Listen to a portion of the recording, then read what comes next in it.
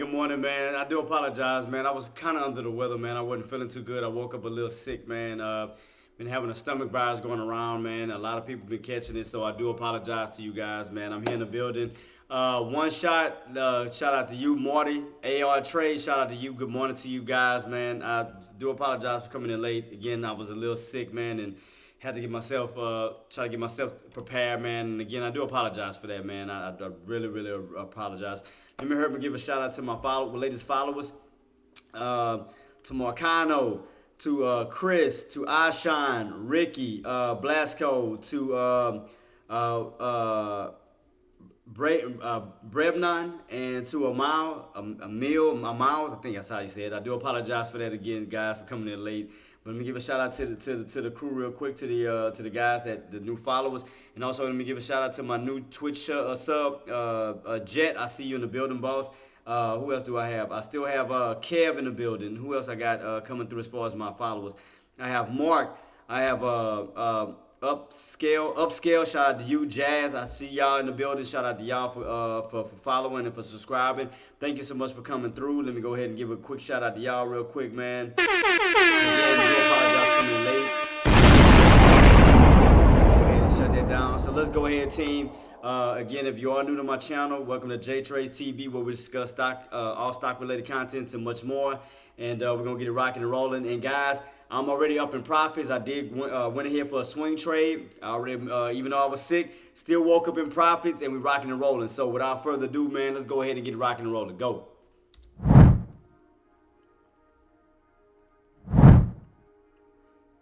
So yeah, team, we are in the building. We're in the building. As I stated, that I did now up 56 wins on 56 wins on my trades right now, team. I did go for a successful swing trade on Nvidia. I went in overnight around. I didn't catch the 1150 area, but I did catch the 1140 where we caught a nice little pullback. So I made a nice little profit. So I woke up with at least I went in with a small amount of shares just to kind of test it to see on where Nvidia was gonna actually go. So I did hit up to $400, so I need to change my my profits though. So now I am up $13,000 so far right now. So I went ahead and got a swing trade last night. I went in towards the market close, and I did make $400. So right now I am up $13,000, man. I can't complain on that, man. I'm grateful for that, and let's keep it rocking and rolling. Hey Marty, to make sure everything is good to running, definitely give me a test run on YouTube real quick, boss, just to make sure we good to go. So yeah, I do apologize, man. I was ripping and running trying to get my live and streaming everything together, man. Like I said, I was kind of under the weather, man, and I'm pulling through, man. Has correctly joined the channel. Oh, okay, so I guess it is working. Guess it is working. Thank you so much, boss. And y'all can hear everything. Everything is good to go. So yeah, as long as we're good to go, man. But again, I do apologize, team, man. I was sick, but I did wake up, and that's crazy.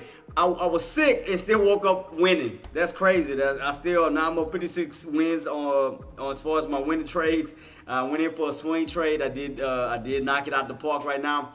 Like instead of getting the 1150, I did get in at 1140 on Nvidia, and we did get that little pullback. Profited real good. I got out this morning, so I'm good to go. So I am waiting for my next setup right now. So I got to change my price, my profit. I am up $13,000 on a day. So 2,000 more to go, team, and we'll be crossing damn near halfway over to the small account challenge, and I'll be done with that, man. Thank you so much, AR Trades. Yeah, it was a stomach virus going around, man. Everybody was sick, because even when I went to the store this morning, the guy told me he had a stomach virus. I'm like, it must be going around, man. That's crazy. But I am here, team. Let me go ahead and get my stuff out the way. Put that back where it needs to go. But yeah, team, I am back, man. I'm killing it. I'm knocking it out the park. That's crazy. I'm sick and I still won. So man, I can't complain about that. So yeah, I was watching the video. Like I said, I got in yesterday around at 1140 last night. Now I didn't catch the 1150. Now the reason why I caught the 1140 was because NVIDIA's contracts don't work the same as SPX contracts. As you know, SPX contracts, they close all the way till 4:15. However, with NVIDIA, they close at 4 o'clock. So the furthest I could catch was 1140. And I was trying to get as close to 1150 as possible for a possible rejection, which we did get. So I caught that bad boy 1140, and we did drop all the way down. Well, how far did we drop down to today? 1120. So I caught a $20 movement on it. So hey, I'm good. I can't complain on it.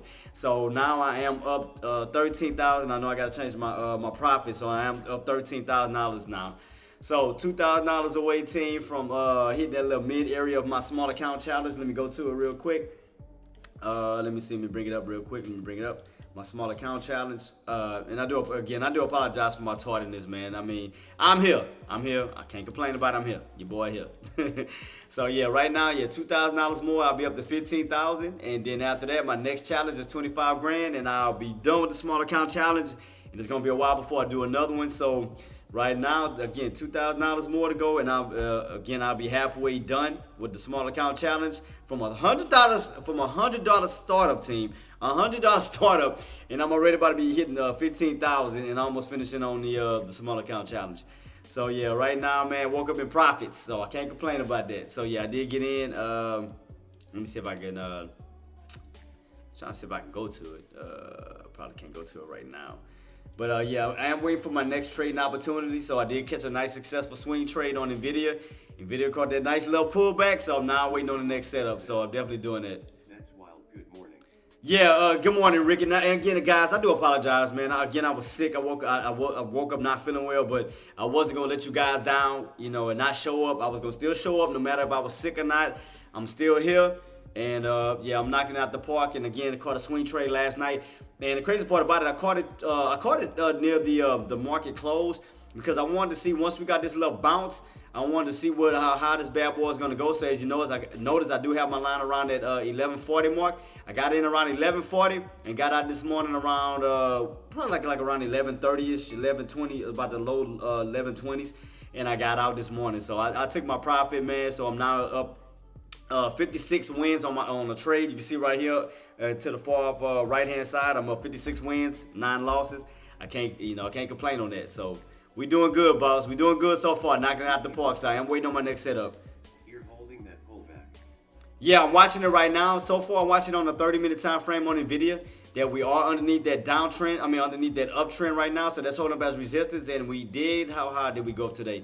1138. So we went up as far as 1138 right now. So that is putting us underneath that 1140 mark. So right now you are in a channel of 1140, 1120. Because you can see right here we got that little bounce, that recovery around 1120 and up around 1140. So we kind of ping-ponging back and forth. You have a top of 1140 and a bottom of 1120.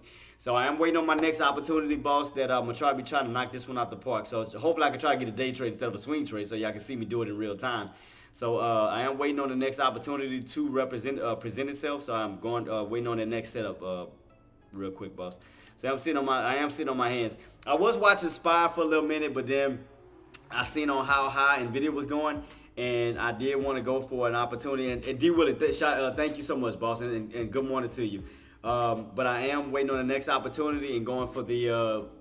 It still look like a put opportunity because we are still underneath the 1150. Remember, I was calling those areas between 1150 to 1160 last night, and let me go back to the reason why I called it out. Because you remember last night, guys, yesterday before last night. As you can see right here, let me go back real quick. Because you remember I told y'all the measured move. Look at that measured move. Remember I told you it was going to fill my measured move all the way up to the around the 1150, 1160 mark, where it did fill up my whole entire rectangle, my whole entire green. You can see right here, we went up towards those highs and got rejected. And I went in for a swing trade, caught that bad boy at these tops. Boom! Nailed it. Nailed it. So I went in with a small, I could have made more, but I went in with a small position just to kind of test it to see if it was going to actually stay underneath that 1150 mark. And shout out to AK because AK did call it out as well. So shout out to AK47 for calling it out too. So we both was on the same page with that one. And I went in for a swing trade last night. Caught that bad boy. 950C from SEP I think are getting sold. They rolled over link cons from June 21st 880 to SEP 950. Okay. Yesterday it had a volume of 7,700 and it decreased today.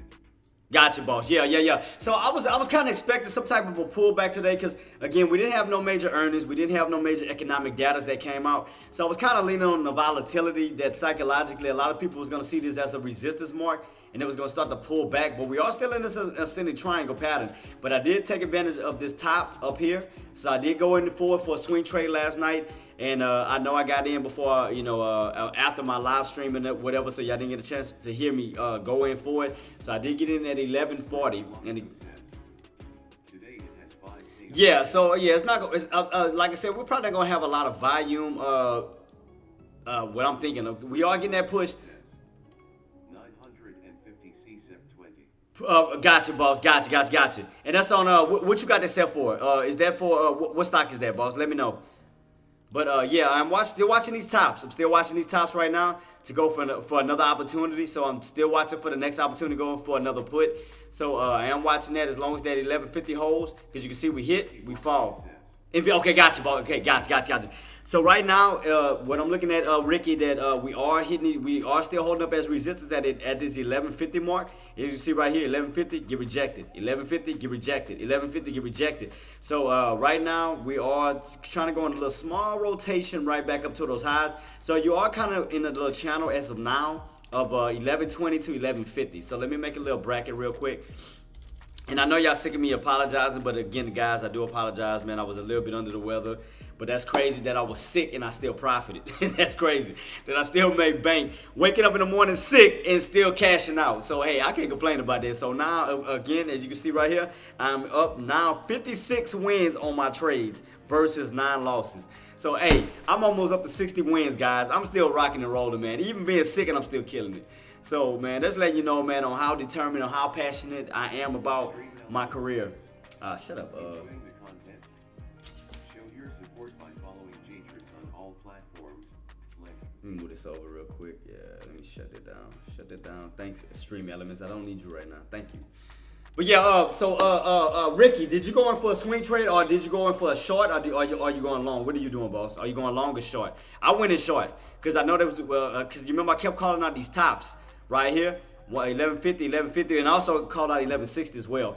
But I was also watching the 1150 mark, as you can see, 1150 rejection, 1150 rejection, 1150 rejection. So I got in again at 1140 during the close because again we didn't go all the way up to 1150 last night before the close because again. NVIDIA's contracts are not the same as SPX contracts, where SPX contracts closes at 4:15 and NVIDIA closed at 4 o'clock on the dot. So I had to hurry and try to get in as fast as I could before the market closed because even though I seen this top and this pullback, I was still waiting for the market or NVIDIA to go back up, and I caught these highs during the close, and then we caught a little pop up back here, but then we caught a little fade on off, and I caught it.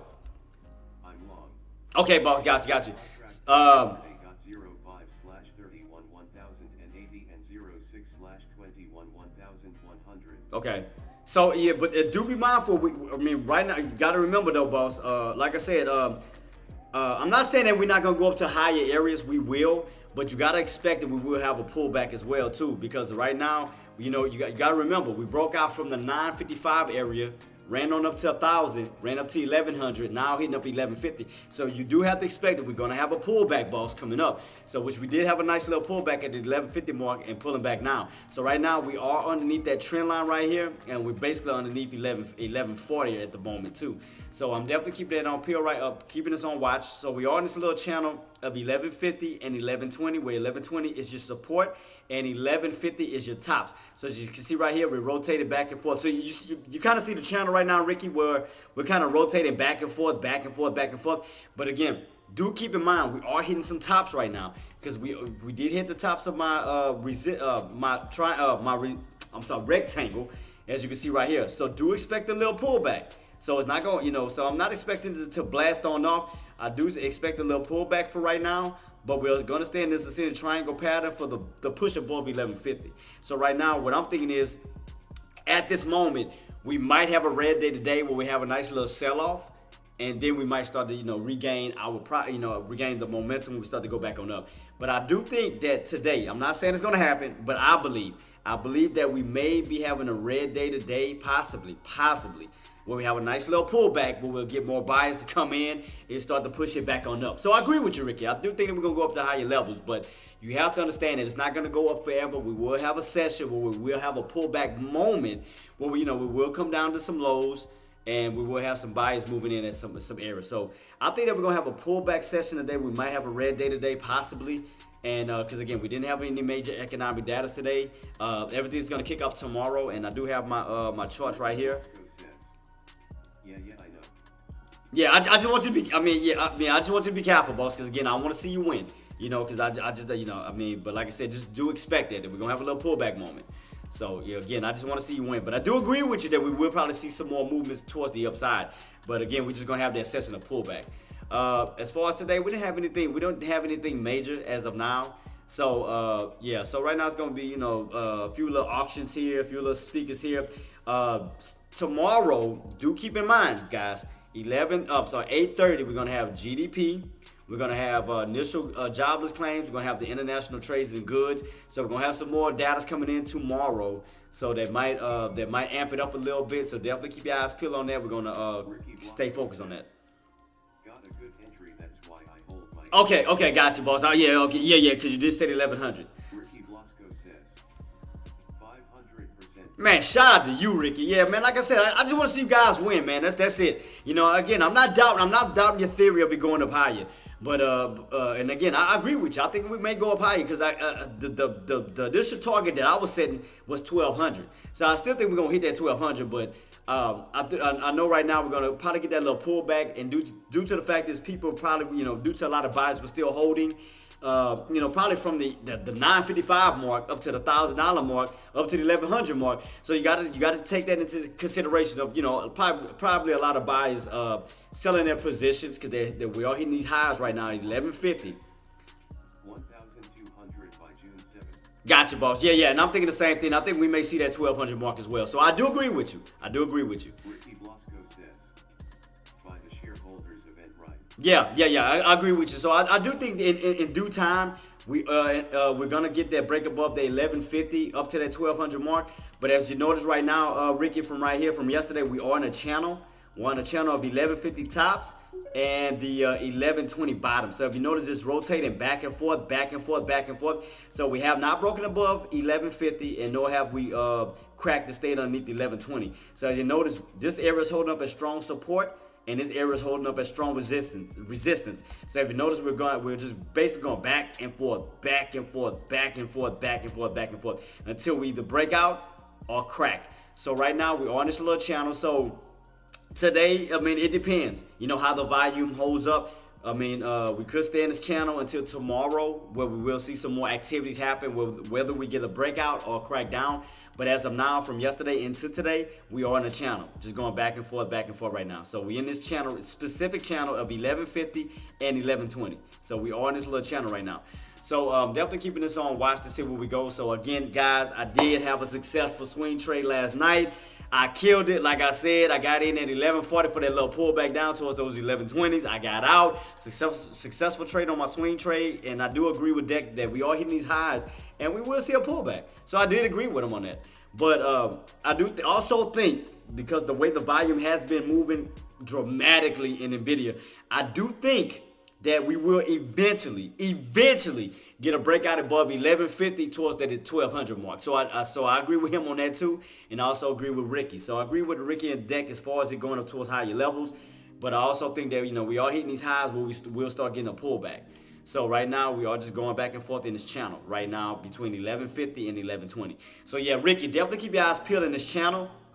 And if you want to just jot that down and keep that noted, just focus on this little channel until we get a breakout above 1150 or a crack below 1120.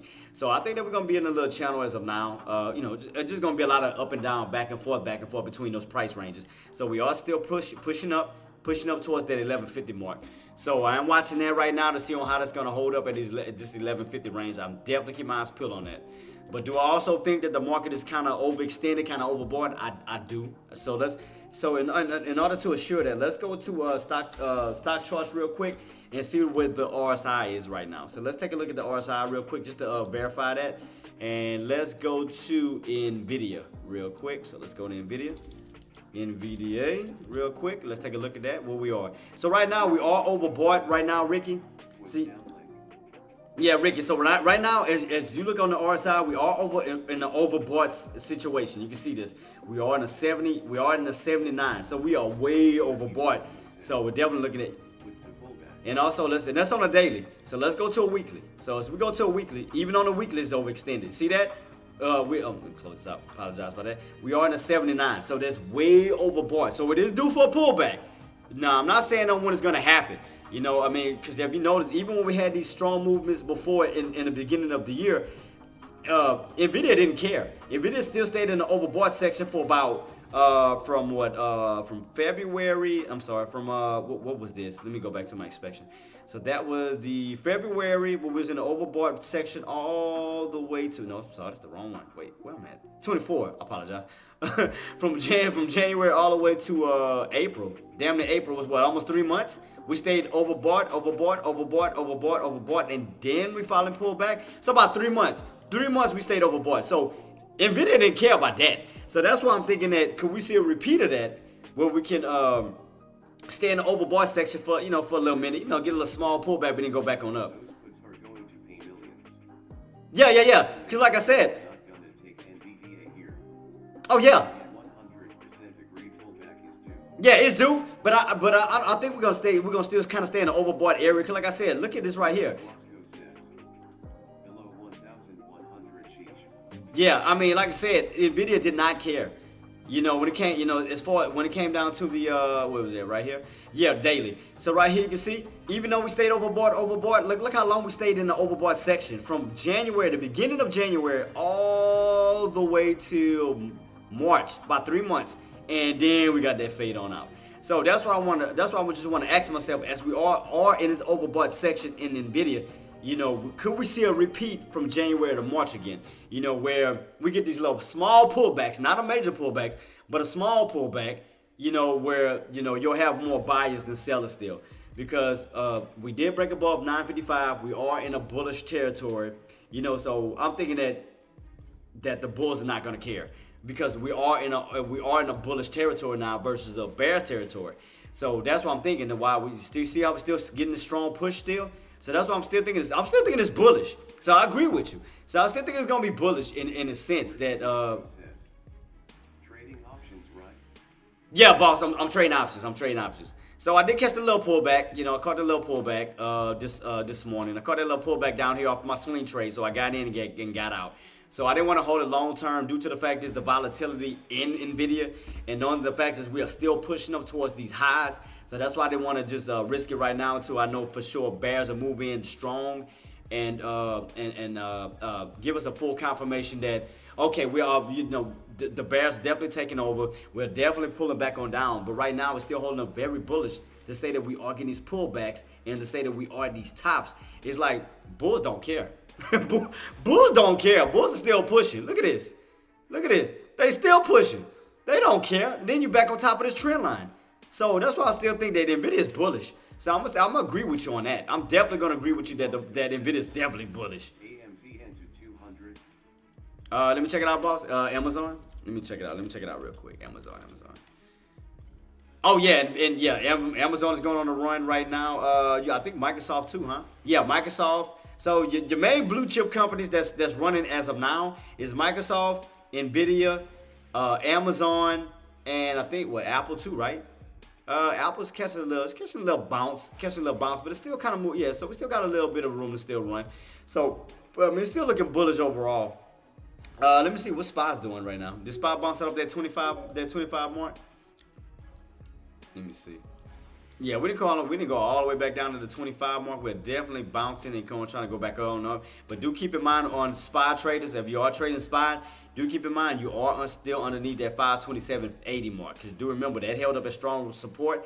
Now it can hold up as strong resistance. Do not forget about this level. So we are pushing up towards that 527.80. So we're underneath that key frame. So do keep in mind on that we are underneath that key level. As you can see right here, where we did use that 527.80 as strong support at one point. You can see right here, we came on down, 527.80. We had a nice strong bounce. So strong support can turn into strong resistance. So definitely keep your eyes peeled to see on how the bulls are going to handle as we test this key area for 527.80. And you also have to remember we underneath it. We're not above it. So that can still act as resistance. Yeah, excuse me, guys. My son calling. And Says, I was watching the tape and the open interest above 530 does not go up. Not that much interest in that high area. Gotcha, boss. What's up, son? What's up? Hey, I got you on my live stream right now, and I'm talking to you on my live stream. On spot. Yeah. You go on your live stream right now. Go on YouTube right now. I'm talking to you right now on my live stream. Okay. Yeah. So right now, that's why I haven't called you back, because I'm in the middle of the I'm in the middle of doing my live stream right now. So as soon as I finish my live stream, we're gonna talk about what we discussed on the little Roblox thing. Okay. You heard? Yeah. So as soon as I finish my live stream, I'm gonna call you. Okay. Okay. All right, man. Love you. Me too. All right. Peace. Yes. Yeah. Now you see why I try to make a lot, Ricky. Now you see why I try to make a lot of money too, because I got my son who always hit me up for Robux. I gotta deal with that. So as you can see that, man, I gotta deal with that situation. I gotta deal with a son who always, I love my son to death, man, and he watching my live stream. Hey, son, if you're on my live stream, definitely give me a shout out. Hey, give me a comment to let me know you're in my live stream real quick. Give me a shout out, man. Let me see if I think he watching me on my live. Let me see. Let me give him a call real quick. Hold up. Let me call him real fast. I'm gonna tell him give me a comment. Let me see if he's gonna hit me up.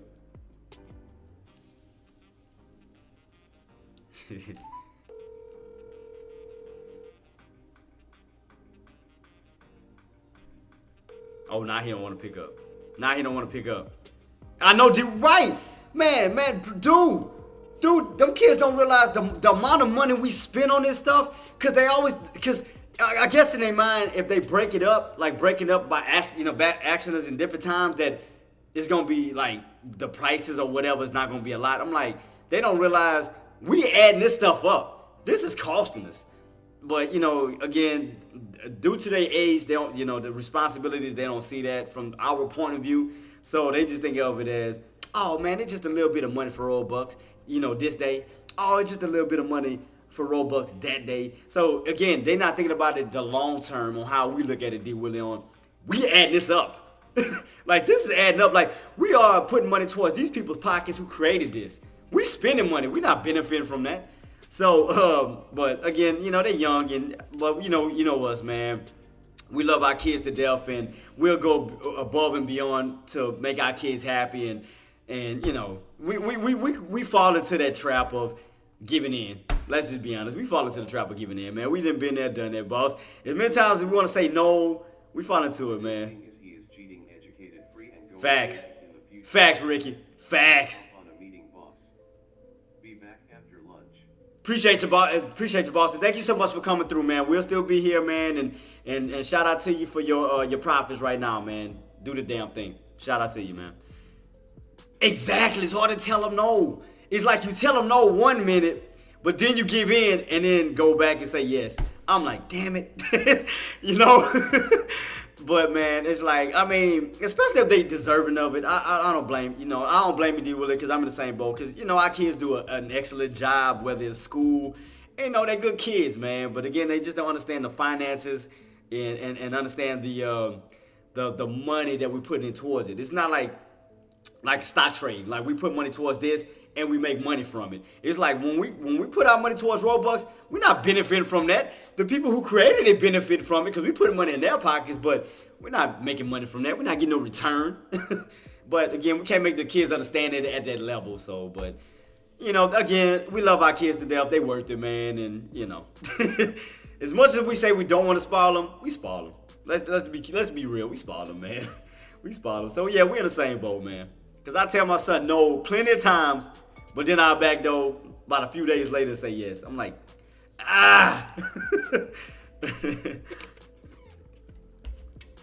Love my kids to death though, man. And shout out to you, D. Willie, man, for being a great father. Shout out to you, boss. Father's Day coming up, and happy early Father's Day to all the fathers, man. The awesome fathers, super dads, man, in the building. Shout out to all of y'all, man, that's handling y'all business when it come down to your kids. Shout out to y'all, man. And then also shout out to y'all for raising incredible children, man. You're raising them up the right way. They're respectful in public, because they are a representation of us, and y'all doing an amazing job. So salute to y'all. But why we stock trade though, right? D. Willie, why we stock trade? Because the money that we spend on Robux, we making it back right in the market. So we gotta make that money back, man. We gotta make that money back, boss. I feel you. See, now you see why I'm up 56 wins. Cause I gotta get this money. I gotta keep this money going. Cause these kids going. Well, not my daughter. My daughter cool. My daughter don't really ask for stuff for much. It's my son. My son. I gotta. That's my challenge. That's my obstacle course. I gotta, still overcome. I gotta deal with him. Like I said, my daughter chilled and laid back, but it's my son. My son that does it. Let me see. Okay, guys. Enough of the chit chat. Are you in Nvidia trade call push? Engineer, I did a swing trade last night. I got in on Nvidia last night at 11:40, and we pulled back down towards the 11:20. So that's why I'm up 56 wins on my trades. So I did go on for a swing trade on a put last night on Nvidia for the pullback. So yeah, I did do that. Right now, as you see on SPY, we are bouncing off of that trend line, still trying to hold on up, but it still looks bearish. So I'm still definitely keep my eyes peeled. We are underneath that 527.80, underneath this mark that we have not tested yet. I'm trying to call out to my son, Jace, King. If you are or you watching my live stream, give me a shout out in my comments. Give me a shout out, man. Comment on my YouTube so I know that you're here. I just want to see if you're here. Give me a shout out, man. I was trying to call him, but he ain't pick up his phone. He called me earlier, but now you don't want to pick up. Let me try to call him again. Let me see. Let me see if he's gonna pick up. There you go. Hey King. Hey, give me a shout out on my comments on YouTube so it pop up on my live stream. Okay, but some reason my YouTube not working. It's not working? Mm-hmm. Well, once you get it working, let me know and give me a shout out on my YouTube so your comment can pop up in my live. Okay. All right, man. Love you. Love you too. All right, peace. Peace. But yeah, man, I love being a dad, man. Like I said, that was one of the reasons why, my life was saved. My life was saved when I was in a deep depression at one point. Like I said, man, my kids kept me going. Thank God for them. Love my kids to death, bro. Like I'm grateful, man. I can't complain about that. But man, let's keep it rocking and rolling, guys. Okay, what are you guys looking at? Are you looking at Nvidia? You looking at SPY? You looking at Apple? What stocks are you guys particularly looking at this moment so we can knock it out? See how we can help you out. See where we can go on all platforms. Twitch, YouTube, whatever. I don't care what Okay, engineer, you watching Nvidia right now, Queen? Right now we're still in this channel. As I was talking to Ricky earlier about this, we're still in this channel as of now. So if you notice, we're still in this channel kind of rotating back and forth between 1150 that we have not broken out yet and 1120 that we have not cracked out yet. So if you notice, we're just kind of rotating back and forth of these tops and these bottoms. So right now we're just going back and forth right now. So right now we're in this channel until we either break out or crack. So keep your eyes peeled on this channel. All right, D. Willie, let me take a look at Apple real quick, boss. I got you on that too. So right now, as far as Apple, we are holding up around this. Look like this 189ish mark. Look like we're holding up around 189 at this time. Let me make a duplicate copy to make sure they got this channel set up properly. Let me see. I ain't gonna lie. I think another reason why I was sick yesterday was because I ain't gonna lie to y'all. I kind of got a little crazy after making profit, and I kind of wanted to treat myself out. I went and eat a lot of crawfish and snow crabs, so I had a lot of I had a lot of seafood. So I think that was another reason why I kind of probably played the part of me getting sick. I ain't gonna lie to you. Damn seafood. From the South, man, I can't help that, okay? It ain't my fault. Don't you judge me. Don't you dare judge me.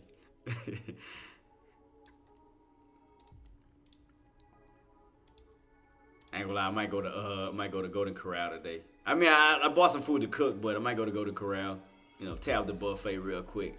So, but right now, team, we are in this little area. Okay, we underneath. Let me see if I can try to pinpoint this right. We are curling. You can see right here, we are rotating. Let me see. I might have to go a little higher. Let me go up a little bit higher. Oops. Damn, what the hell just happened? Hold up, let me go back a little bit. Go back. All right, so let me see. We need to go a little bit higher than that. So let me update this one real quick. Let me try 95 real quick. So we kind of we had these tops right now, D. Willie. We had these tops, came all the way down to this 89. And you can see right here, we came from the tops and rotated down to the bottoms. Now from the bottoms, rotated back up to these tops. So we definitely had to get back above. Let's see. 93 look like it has some resistance in this little area too. So like right, we do definitely have to get back above 93 because you can see right here 93 you get rejected, 93 you get rejected. But you do have some room to still run up to this 93 range. Because I can see right here in the past area right here where you go up to 93, around this 93 range, you get rejected. 93, you get rejected. So around this little key area right here. So definitely keep my eyes peeled on this. I'm trying to see, because normally SPY would normally move by even numbers. So right now it's going by odd numbers. So right now we did bounce around 89 and and then went up as high as almost to this 195 mark. So you can see right here your bottoms. You can see right here, you can see your tops. So we definitely got to get back above the levels. It looked like 93 right here. 93 rejection, 93 rejection, 93 rejection. You can see right here clearly that you have room to run up towards that 93 area. So you got to pay close attention on where those bears move in, and it looked like around 93, like close to this 93 range. We can see bears move in heavy, and they be yanking on down. So if we go like this, so you got some room to still run on up towards these areas right here. So that's around what, 192.75. Let me see, 192.75. Let me put a little section under this real quick. So 192.75. So you still got a little bit of room to still run up to that area. So 192.75. Looks like you still have a little bit of room to still go to that mark. Like right here. See if you go across the board. See right here where your resistance mark is, D Willie. So right around that area, around that 92.75 mark, that you look like you have a little bit of resistance right there in that area. Like right about here. Yeah. So yeah, D Willie. So yeah, look like you're rotating back up towards this high or this resistance area. It's gonna be looking like around at 92.75. Right here we have these resistance right here where these bears moving in at. So you still have room to run up to this area. So the key is to get above it, to get a continuation move on up towards the areas of the 193, 194, 195 mark. So we definitely had to get back above this 192.75 mark, boss. We had to get back above that, turn that back into support, where we can start the continue the rotation up towards the upside. But right now, I definitely see this rotation here. You can see this from the tops down to the bottoms where you see bounce, bounce, bounce, and you start to rotate your way right back on up towards these highs here. So definitely keep your eyes peeled right now, D Willie, right now at this moment. So you still got some room to still run on up. So you got about as much room to go up to this 192.75 mark. So you got about 75 cents to still run up towards this area. So, I mean, you still look like you're on the upside at the moment. Still look like you're on the upside. Because after the pullback, you did get a nice little bounce. And you're trying to slowly rotate back up towards the upside. You did have a nice bullish candle on the 30-minute time frame that does look like a bull flag setup. So definitely keep your eyes peeled on that. We did have a nice little, right here, 30-minute candle, 30-minute green candle here, boss. Where it does look like a bull flag setup. So trying to set itself up on Apple. So you can see right here. Right about in this little frame. See that? Where it looked like it's kind of trying to create somewhat of a bull flag pattern. You see that? So it does look like some more. You still have some more upside as long as you hold this trend line up to this mark here. So you see the setup, D Willie. You see what I see on especially if you use a 30-minute time frame where you have that nice green candle, and then you have somewhat of a bull flag setup, trying to set itself up, trying to hold this key level. So you do have room to run up to this 192.75. So definitely keep your eyes peeled on that right now, boss. Definitely keep your eyes peeled on that. So basically, as long as you, so as long as you put it like this, as long as you stay above 192. Let me clear all the other crap out. Stay above 192, hold 192.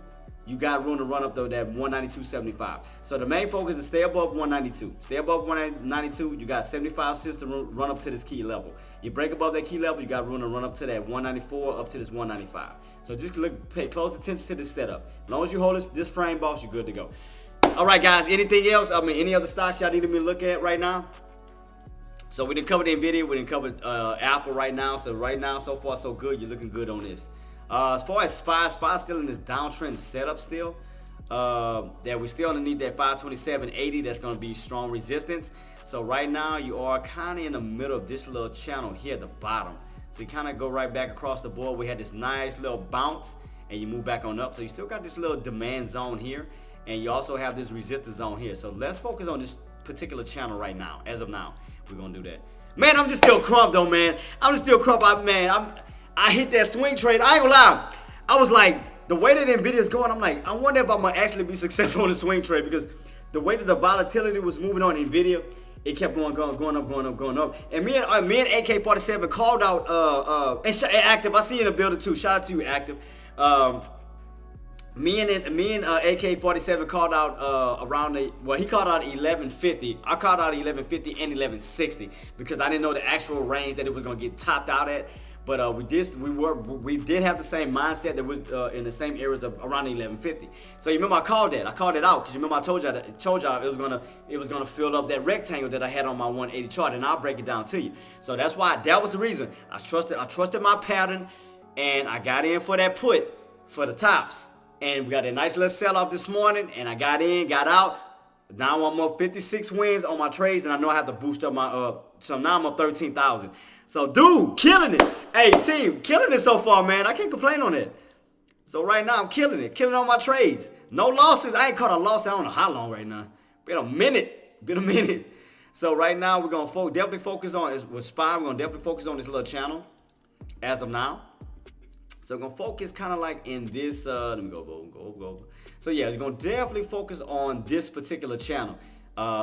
527.80. Let me show the price. 527.80 and around this 525ish area, 524ish area. So we kind of still have these bottoms. And now the reason why I got this 524.94 is because right here we had this nice little bounce when you recovered, still around the 525 if you round it, and had a nice little bounce back on up. So that's why I'm still considering that area as a good little support base. So right now I'm looking at this little area, but we do look like we're still in a downtrend setup though, team. Still look like we're in a downtrend setup. So I'm gonna definitely keep my eyes peeled on that. And don't forget, tomorrow we do have some more economic data coming out today. As far as tomorrow. Now, as far as today, we didn't have any major economic data today. And again, I can show you my other chart that I normally use for Patreon, guys. I can show you that real quick. And let me go to it. Let me show you the Patreon setup. You probably can see it on the other one that I use for TradeCaster too. Let me see. This is the Patreon one that I normally use. So as you can see right here, even on the Patreon one, nothing in the green. See, nothing in the green as far as economic data as far as today. You know, 7-year auction, FOMC meeting. You know, William speaking, beige books, API, and pretty much like I said, it's nothing really major. Nothing giving off a triggering alert for a level 3 until tomorrow, where we have a GDP, we have initial jobless claims, and we have the crude oil inventory. So as far as today, I think it's going to be pretty much based off of volatility today. I do strongly believe that. And the guys, okay, how many guys are using TOS right now? How many guys are using TOS? And the reason why I'm asking that is because if you need the, I can see y'all this code that gives, this is coded, where I have my daily average and I have my today average right here that it moves in real time. So I do have that. If y'all need the code, I'll send it to you personally, where I do have my little coded area, my little average. And it works for any stock. You can switch it to NVIDIA. That code will still stay the same. I switch over to NVIDIA. See, it changes. You see that? So I do have this coded. Where it gives you the real time of the daily average and today's average. So it does change with whatever stock you do change the chart to, you know. So I do have that set up. So I got you guys, man. Whatever y'all need, man, I got y'all. I'll hook y'all up. So so far I'm just keeping my eyes peeled. I'm more so with Engineer and Ricky, man. I'm still looking at Nvidia. So I'm definitely keeping my eyes peeled on this. See right here, see, look right here, got rejected again. Where at? 1150. Boom, there it is. So therefore, you can still go for another opportunity. We do not break this key area. It can still be considered resistance. But it's up to you all if y'all want to take it. It's up to you guys. Up to you. Totally up to you. You want to take that opportunity. So I'm definitely still watching this resistance mark. We do break. How high can we go again? I think the initial target is trying to go towards the 1200 mark. What's up, my boy? Hope back RQ. Gotcha, boss. I think that 950C of SEP 20 rolled to 1050 in the same day. Gotcha, boss. Matter of fact, 29K cons. Ricky Blasco says, can you look for the con? can look for the con. Let me see. ONC, 20K cons. As far as the contracts. You mean contracts. And what date did you have that set for? What date did you say? When it comes down to contracts too, boss, this is what I use. I don't know if you use this, Ricky. I use this. I I don't know if this help. If it does help, I'll send you this link. Let me know. This is another thing that I use when I'm looking at contracts. Let me go to it real quick. What we on NVIDIA, right? NVIDIA contracts. Oh, here we go. Max. I use this. See, I use this as far as the option chains. So they got the different dates set on here where you have the in the money calls, out of the money calls, in the money puts, out of the money puts, and they'll give you like the total amount of how many are being how many contracts we have within that traded within that date. Also the max pain and the so I have the ratios. So if you need this specific link, boss, I'll send this to you directly if you need it. So again, it gives you the dates. You know, like May 31st. You know, how many are being traded or how many contracts we have within this date. And again, according to the max pains and the ratio. So if you need this specific link, definitely let me know. I'll send it to you. I got you on that. So this is another thing that I look at. So right now, what date did you have set to? God dang, I don't think does it go out that far? Yeah, right here, 25. So you don't have a lot of contracts as of now because it's so far out. You got around the 20th, right? So this one gives me September 19th. This is how many contracts we do have right now as far as September 19th. But again, if you need this link, boss, I'll send it to you. Yeah, that's it right here. Well, no, 25, 24. I'm sorry. Oh, he said 24 this year. I'm sorry. Yeah, right here. Got it right here. Yeah. So this is the total right here. And again, if you need this link, I'm gonna say. Matter of fact, I'll send it to you right now. I got you. I'll hook you up with it, so you can look at it. And it moves in real time, so it changes. The date changes. So I'll send it to you. I got you. So that's gonna be the option change summary. Let me go to my. Oh, here we go. I got you, boss. I'll send it to you right now. Yeah. I got it right there. Look, right here. This year. Right here. September 20th. Right here.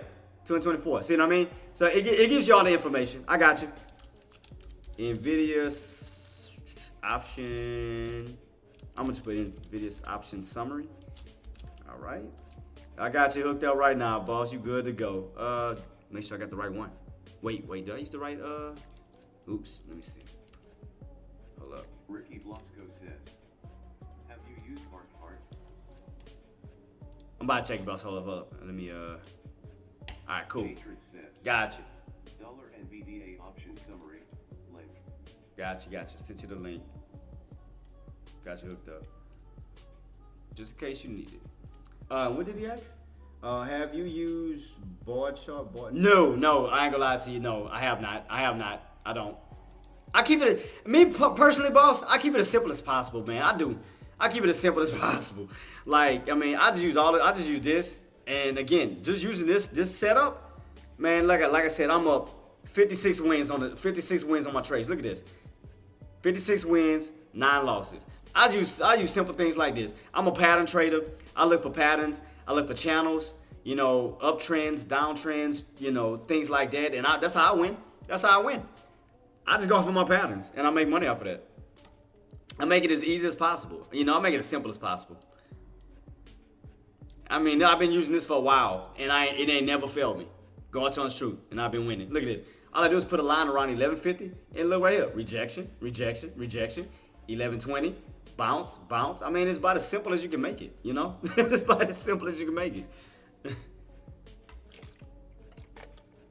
And not just that. I use my 180 chart to give me an overall view on what the stocks are doing. No matter if it's NVIDIA or SPY, I use a 180 chart that'll give me the overall pattern, like the direction. So if I go here, like on NVIDIA, like I'll just look for this. Look, that's all I do. Once I figure out my pattern setup, I'll just go off of this. You know, I make a channel to figure out what my overall tops and my overall bottoms is. See, every time it hits this red line, rejection. Red line, rejection. Where did we go to? Close to that red line, right? So 9 times out of 10, you're gonna have a lot. You're gonna have what? 9 times out of 10, you may have a rejection, right? Anytime you get around the green line, you bounce. So all I do is play a pattern. That's it. All I do is play a simple pattern. And that's how I judge my entries, whether I want to go in for a put or whether I want to go in for a call. So if I know I'm around these tops, I'm going to go in for a put because, you know, the past has told me every time we hit these tops, rejection. Tops, rejections. Where we at? Towards the strong resistance mark, right? Because we're on a U-shaped pattern, rotating back up towards these areas of strong resistance. So that's why I'm going in for a put, but we are still in a ascending triangle pattern. So even if we do pull back down, you're still in this frame. You're still in this frame right now. So I just go off of patterns, boss. That's all I do. I go off of straight patterns. That's it. That's about the easiest way I make my trade is very, see, look. And what we getting rejected at? 1150. Look at this. 1150. Boom. Rejection. See how simple that is? Easy. So I know to go in for a put, or I know to go for a call. All I do is play the rotation. If I know I'm at the top portion of my channel, from the red line to the green line, play a put, possible rotation back down to the bottoms. That's it. Puts down here, calls down here. I mean, puts up here, calls down here. One long shoulder, one short shoulder. On what? Oh, SPY, boss? Let's see. See, like I said, you could have got in for a put.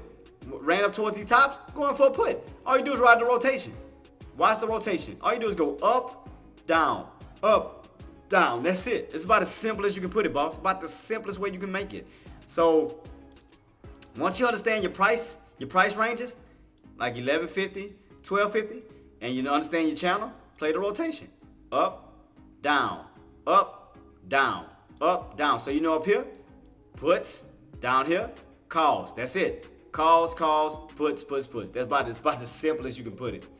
And that's how I trade. I make trading very simple for me.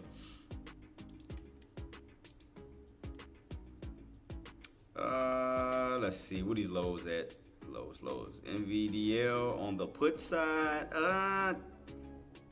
Damn, I should have caught these tops. I wasn't even thinking. Say SPY coming down. SPY coming down, boss. Where we at? Look at it. Still on a downtrend. Now we're calling out. Look at this. Look at that. Boom. Still on a downtrend. Still showing some weakness.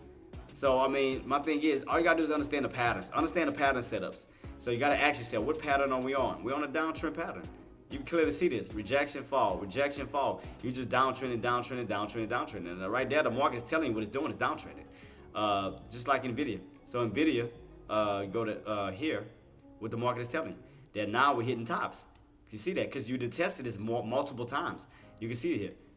Once, twice, 3, 4. Top. So you can see that. Easy. So in your mind, again, flip the charts upside down. All you got to do is think about when you're hitting tops, you're hitting bottoms on your puts. So that means it's good to find support on your puts. So even if I was to flip this chart upside down, this area here should be bouncing off of my puts. So let's watch. And I'll show you for example. So let's take this chart here, NVIDIA, and flip it upside down. So 150 on the put side should be actually bouncing. Watch. Let's flip it upside down. Boom. So let's take a line and go to 150. So this is from a put standpoint. So let's take that and go to 1150. Put that particular let me see right here, 1150. Boom. See what I mean? So if you look at it upside down, you should be bouncing because you're looking at it from a put standpoint. So that means that if you look at it from the regular way, you should be getting rejected. That means you're topping out on the right side of things, but getting a bounce on the put side of things. See that? So that means that 1150 rejection should be an 1150 bounce on my put, meaning I should be seeing some puts.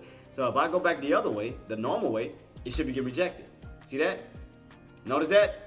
So that's how I do it. That's another way how I figured I'll be figuring out, which side of the market I should be on, whether I should be on a put side or a call side.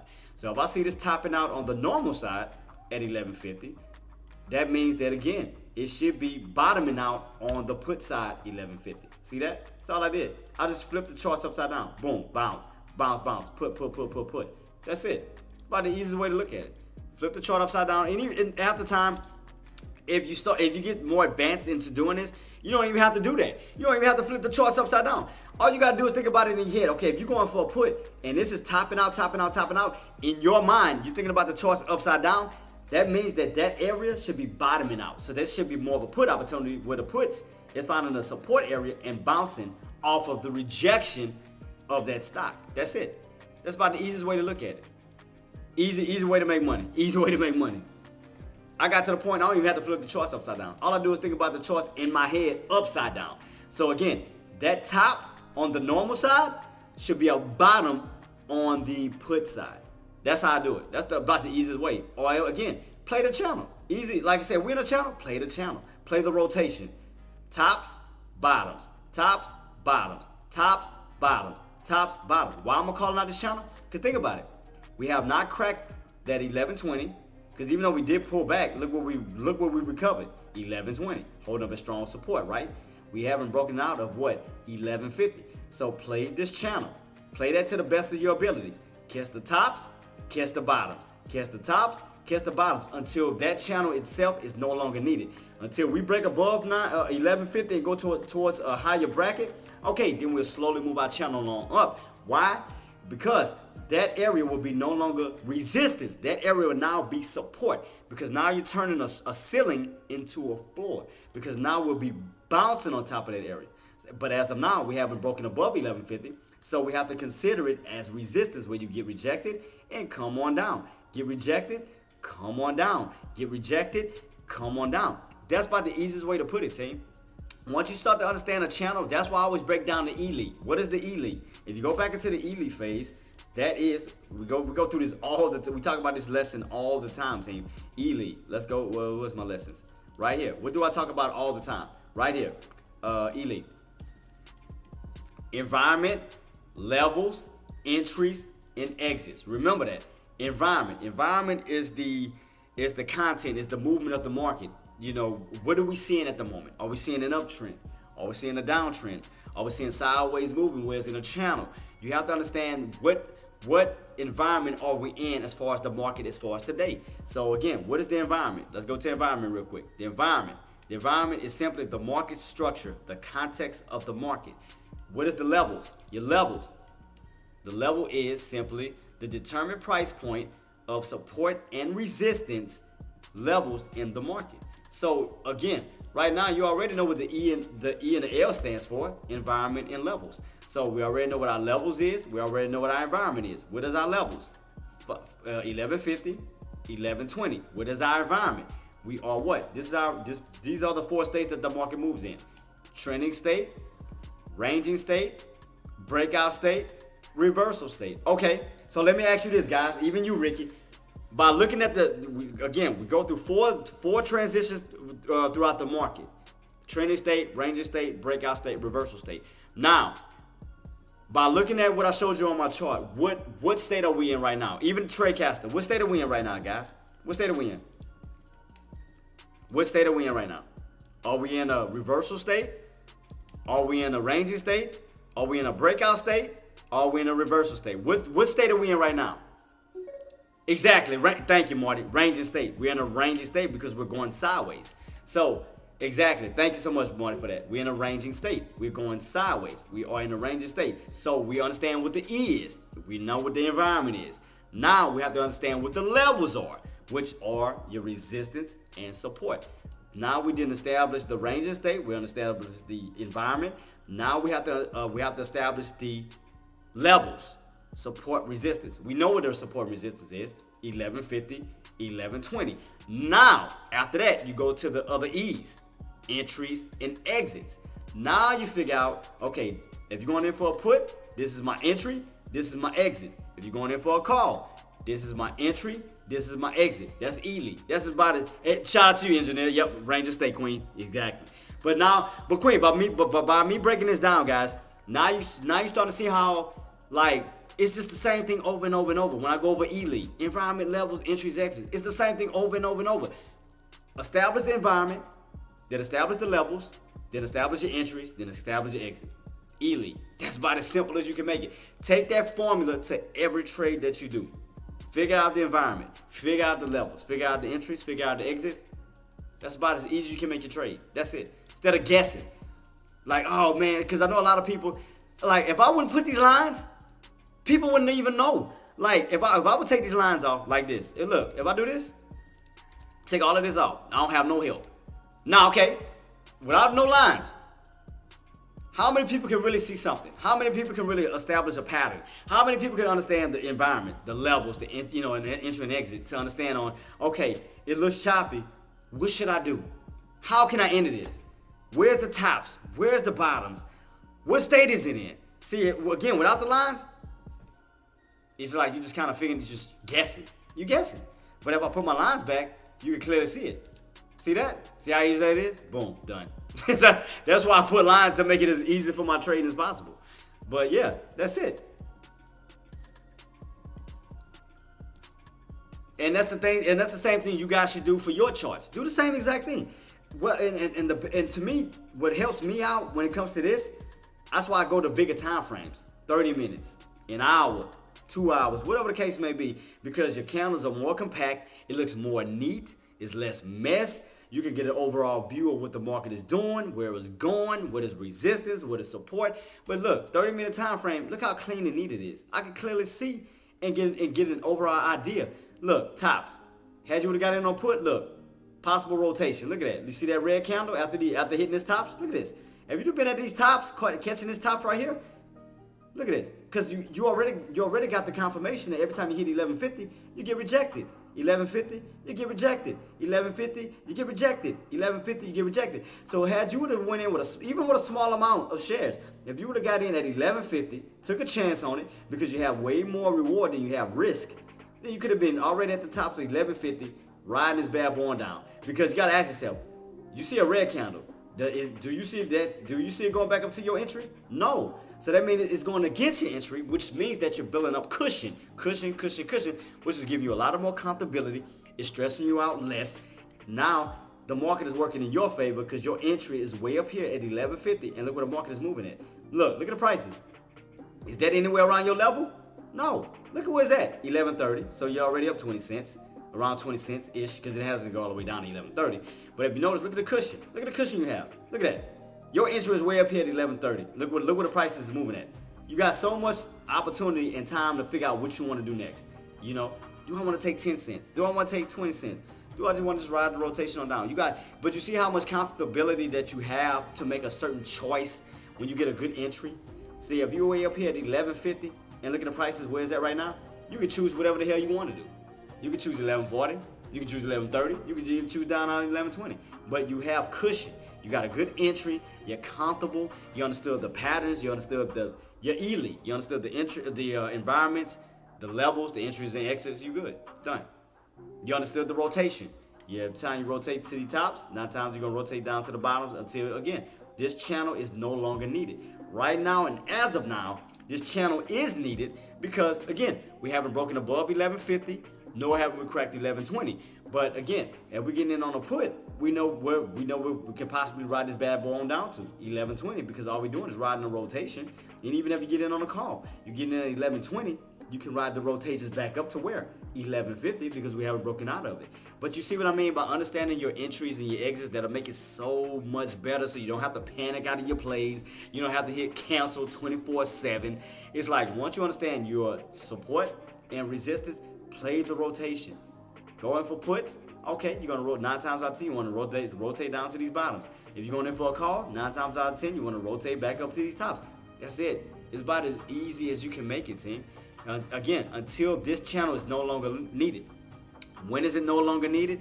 Is when we break out or we crack underneath. We break above 1150 or we crack underneath 1120. Right now, if you're going in for a put, okay, you're underneath that mark, so you don't have to worry about that.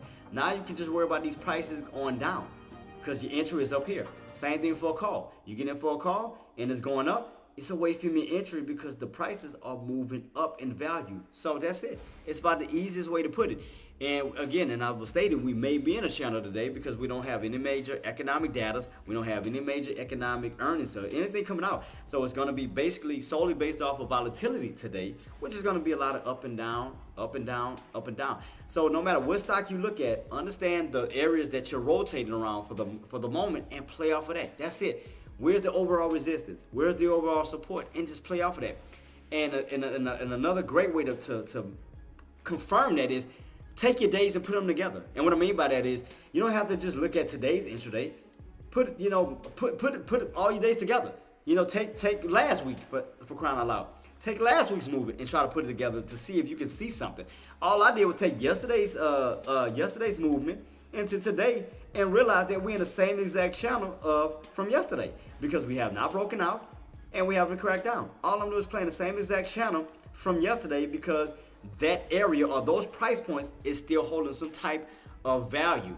It's still holding some type of importance because again, it hasn't broken out, nor have we cracked down. So I'm gonna just play this to the best of my ability. So, and not just that, if you want more confirmation, okay, go into another chart, another time frame to get more confirmation. All I do is take my 180 chart, boom, here you go. Go to 180. And as I can see, for full confirmation, okay, I can see that we have, every time we hit around this 511 area, 1150, rejection. 1150, rejection. You can see it right across the board because the bodies of your candle, pay close attention. And I'm gonna give y'all another little signal on why I'm calling that out. Okay. Why am I calling 911? I'm gonna ask you guys because I want to make sure we're on the same path. This is my 180 chart. Okay, why am I so pressed on 1150 right now? Why am I so pressed around 1150? Can y'all give me a clear answer on that? I want to see what y'all gonna say. I know why. I can see it, but I want to see if we're on the same page. Why am I so pressed on 1150? You know, like why? Like I can trust that as far as going in for a put opportunity. Why? Can y'all answer this for me real quick? Like if I'm going in for a put opportunity, why am I so comfortable with 1150 at this particular point in time? Why is that? Why? Yeah, it's resistance, but also why? What else, Marty? What else do you notice on my chart? What else do you notice? You remember we talked about this around? You remember when we were in the in the 955 mark? Remember we talked about that before the breakout? What did you notice around 1152 that we noticed on 955? What did we notice? So why am I so comfortable with 1150? Hazardous Mayhem says. Yeah, measure move. But also look at your candles. Pay close attention to your candles. What are you noticing at that 1150 mark right now? What are you noticing? 1150. What are you noticing in particular at these candles? Yeah, the measure move is falling up perfectly. But look at your candles. Pay close attention to this 12-hour candle. What else do you notice? Why am I so confident so far with 1150? No. We're going to go to 1120. We're talking about on the upside. We're talking about resistance as of now. Queen, why am I so comfortable going with puts at 1150? Why am I comfortable with that? Pay close attention to the candles. Not just the measure move. Y'all got that right. But pay close attention to your candles at 1150. 1150. Y'all give up. I'll tell y'all if y'all can't answer it. I'll tell y'all. It's the same exact thing that happened at 955.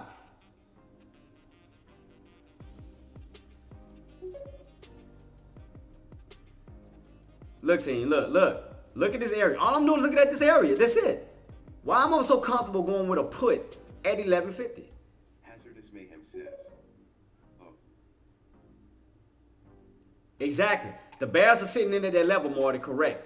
But you notice that body? Look, you notice the body of the candle has never crossed 1150? Y'all notice that? Mayhem says. Break instruction. Exactly. Look at the body of the candle. Not the wicks. The body. Because a lot of y'all get confused with the bodies and the wicks. The wicks plays a little part in it, but it's also the body because the bodies are the sellers and the buyers overall. Look at the body of the candle at my red line right now at 1150. Ask yourself, do you see, not the wick, do you see the body? Do you see the body crossing over 1150? Look at it right now. Same issue that we seen at 955 before the breakout. Watch. Let's go back real quick. Notice, look, at 955, I still got my mark right here. You notice, before the breakout, you notice the bodies of the candles never crossed above that mark? Look at the bodies. See your bodies? Not the wick. Your bodies, the rectangle, the rectangles, right? Notice the bodies never, ever crossed 955 until the breakout. Again, you got the wicks above it, but you never got the body above it. Pay close attention. Look at that. Look at the bodies. Look at the rectangles. Look at 955. Look at the yellow line.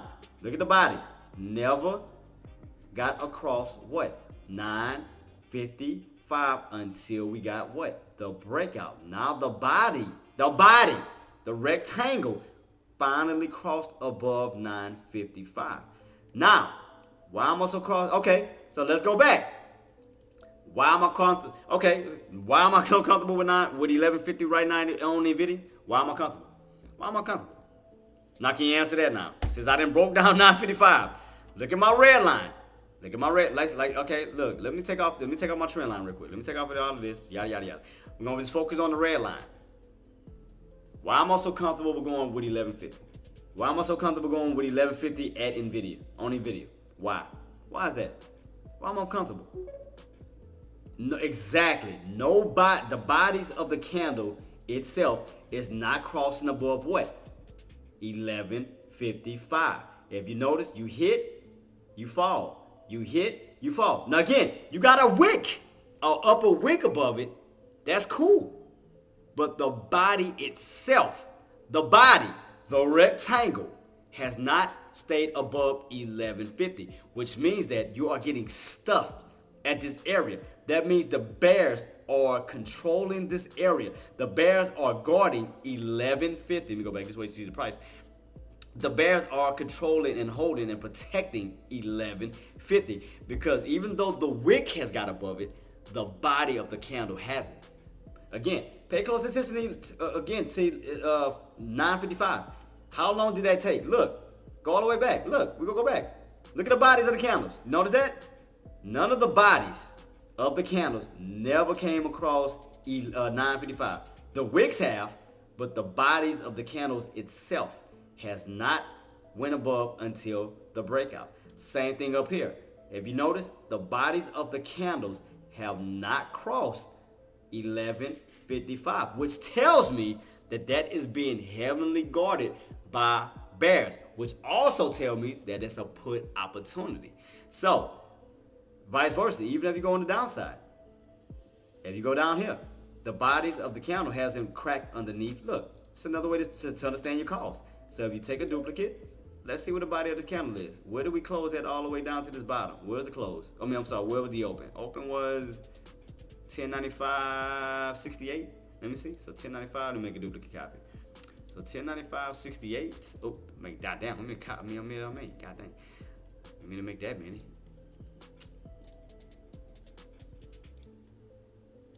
So let's see. 1090. What was it? 1095.68. 1095.68. We're gonna make that green because that's gonna be the support. Boom.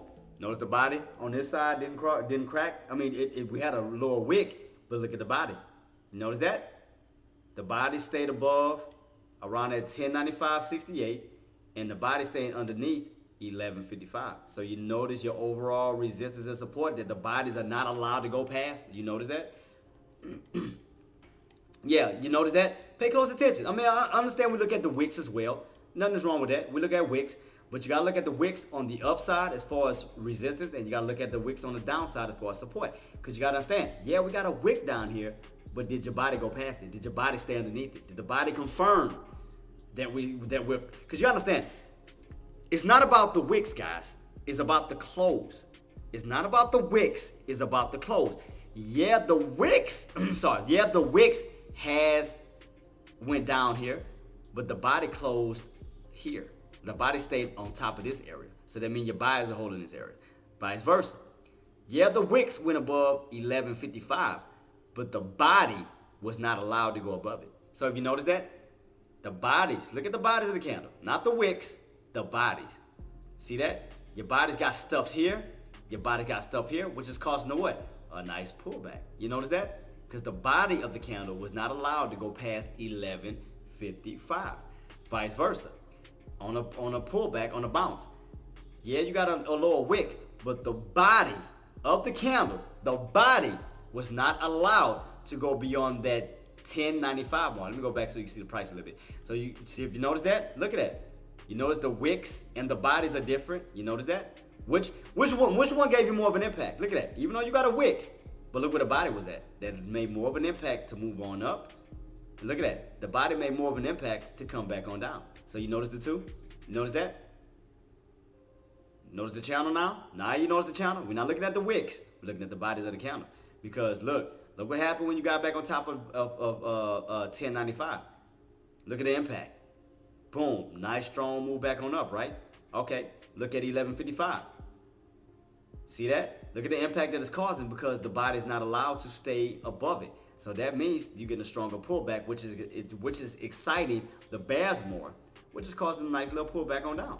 So you notice that? So that's how you start to determine your prices. That's how you start to understand your channels. That's how you start to understand the overall puts, the overall calls. You know, if we go up here, okay, I might be comfortable with more of a put because the bodies are not, the bodies are not allowed to go above that mark because the bears are guarding. So that let me know that this is more of a strong supply zone. So vice versa. If I'm going in for down here, okay, I'm going for a bounce, this area to hold because this is a strong demand zone because the buyers are holding this area or protecting this area for move back on up. So if you notice that, pay close attention to detail. So it's not just about the wick, but you also got to pay close attention to the bodies of the candle. Where is the body allowed to hold at? See that? Now, I bet you a lot of this went above y'all head time. Why do you think I'm so comfortable with understanding puts and calls real quick? Once I start to get a full detail and a full, full understanding of the movement, then I know where to go. Now, if we break above 55 and hold, if the body was to hold and close above 1155, then that would guarantee me that, okay, we're going up to the next level because the body is allowed to go above that level. That means that those bulls are taking over the bears territory and we're going up the highs. Same exact thing that happened right here at 955. Because what happened? Before then, it was bears, until bulls moved in, took that territory away from the bears, and look what happened. Look at the impact that happened. Look at this. Look at the impact you had. Ever since we broke that area and the body finally got above 955, look at that impact. Look at this. Look at the impact. You went from 955 all the way up to 1150-ish mark. Look at this. See the impact that it has? So every area that's controlled, it can have a major impact on the market on the upside or the downside. So the minute we broke above 955, look at that impact. And it just kept running. Now where we at now? We had a resistance mark. Now that it impacted on the downside where this can be controlled by the bears, we go down. So we know this area is guarded by bears. We know this area is guarded by the bulls. See that? Pay close attention. Look at this. Look at this little channel. Look at the impacts on it. Look at the impacts of the candles. Look at the impacts. Look how strong the candles is. These are 12-hour candles. Look at this. Boom. Then run on up. And then look at the impact on this candle because you're getting stuffed. See that? Just easy to read this. It's not hard at all, team. Not hard at all. Now, what can add more of an impact on the downside is you stay underneath that and you close underneath that. And within, what time it is right now? 11:30? 11:30. So once this candle closes out, knowing that you're closing this way instead of this way, that's going to add more excitement to the bears to yank it down even more. Why? Because this area is considered a bear territory where now bears are going to try to pull back even lower because this area is guarded. It's going to be more of a negative impact than a positive impact. So now you have to look at this very, very closely. Now, what would the bears need to do to take this out completely? You'll need to close underneath 1125. Underneath 1125 down to these more lower range areas. We know 1150 is guarded by bears. That's done. They control that until the bulls can come in and take that territory away from them, just like they did 955. When those bulls came in and took away 955, look at the impact. Look at the excitement. Look at this. Look at this. Once they finally took that territory away from the bears, bulls went absolutely insane. And you had that nice measure move plan to a T. So you notice that. So if we're looking at it from a measure move standpoint, if we're going off the measure move off my rectangle mark here, and we already then filled the top, then what you think is next? If we can't break the tops, you're going to reverse back down towards the bottoms. That's it. You're going to go from a rotation on up to a possible rotation back on down. Now, I'm not saying we're going to fall all the way down. I mean, you're going to hit some type of area. And how do we determine that? Look at the area where we had rejections at before. So you take this here, take a duplicate copy, right? And you go to the area where we had a strong red candle at. We had a pullback, right? So we move it down here. That'll be your pullback area. Right here. Boom. So if we was to lose this, you got room to fall back down to what? Right here. Because that area was the area we need to break out to even get to this level. So you always got to take these old resistance and turn them into possible support. So again, if we do a pullback, and lose this area around this area that we did fill, and we go below that mark, what would be the next area? Your next resistance area, which would be down here. Old resistance can turn into new support. So you gotta think about that. So let me draw that out real quick. So if we do this, and say for instance, we get rejected hard, and we lose this key area, would it be the next area that can possibly bounce? You gotta think about the old resistance area, where they can utilize that as going back on up. Because you gotta think about that. That area was heavily guarded at one point, and we needed to break out of that area to get to this area. So old resistance, because you gotta think about it psychologically, because now we're above an area that we couldn't break above before. We hit, we fail. We hit, we fail. Think about it. Old resistance can turn into what? New support, and that'll be around this area here. So right now, I mean, we have not gotten there yet, but I'm just saying, you gotta utilize these areas that we could break out of before. They can be utilized as support as we do pull back for a possible bounce back on up. So we're not to that level yet, but you do have an area of where, if we do get a nice decent pullback. Would it be your first area? Be here. That'll be your first area. Because psychologically, when we had that nice little push, psychologically, bulls will be excited to hold this key level for a move back on up. So you gotta think about support 1. And then again, if we crack that and go down to these lows, that can be support 2, where you catch that at right here. So you gotta think about these areas that held up a strong resistance that can turn into strong support. So you gotta think about these areas right now. But right now, where we at? We at a ceiling, resistance, with a lot of room to still come down to these areas here and here, because you want to go into a rotation. Because again, and appreciate you, King Kong. Thank you so much, boss. Because you got to think about it. Okay, if you are a buyer, you got to ask yourself, are you willing to buy these tops of a brick wall and have more risk than reward?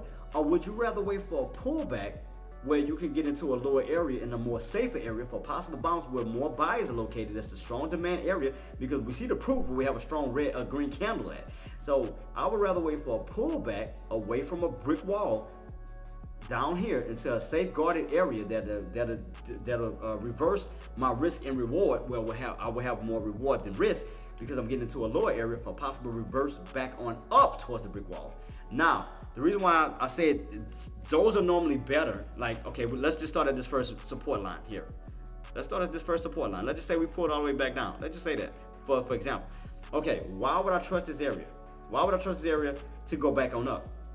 Because again, psychologically, look where your buyers moved in at. Look how strong this candle is. So obviously this area is trusted by buyers. Buyers are willing to get into this area and have that as a safety net for a possible reversal back on up. And not just that, you got to think about it, because if you do catch a pullback, now you're gathering more buyers to come in for, once we do get that reversal back on up, for a stronger push, because now you're getting more people. You're getting more people to get in and go back towards that wall running.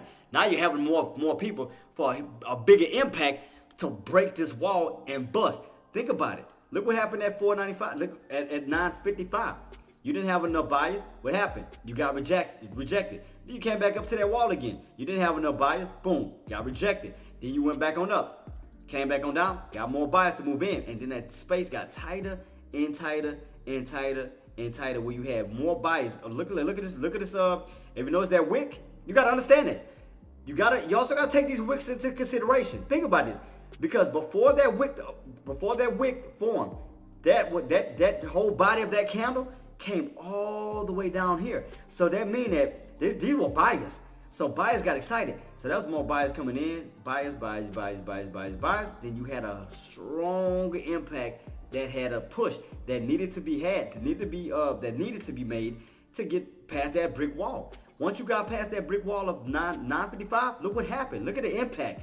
They just kept running. And not just that. Also, I got another thing for y'all. I'm gonna see if y'all gonna answer this. I see it already. I'm gonna see if you're gonna answer this.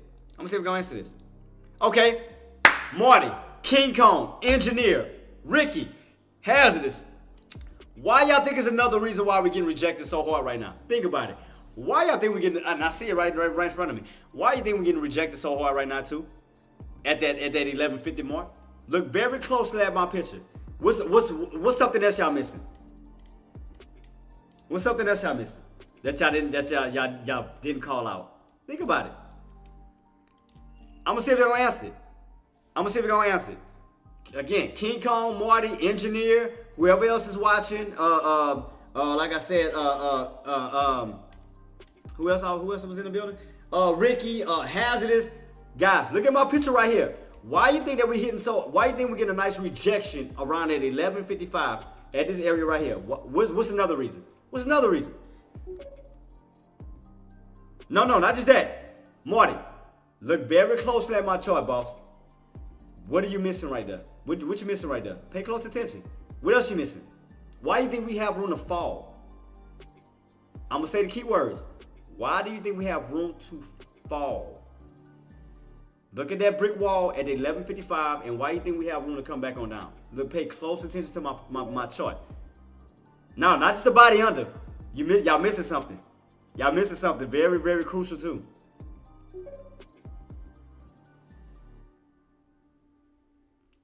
It start with an I.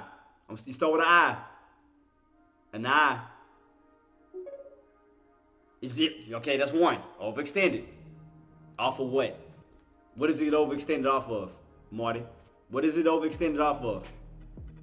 Pay very close attention. What is it overextended off of? Not just the VWAP. Okay, the 9. And what is the 9? The 9 is the what? It's off of the what? It's extended off of the what? Off of the what? Start with an I. I didn't say RSI, Queen. I said start with an I. It's also extended off of what?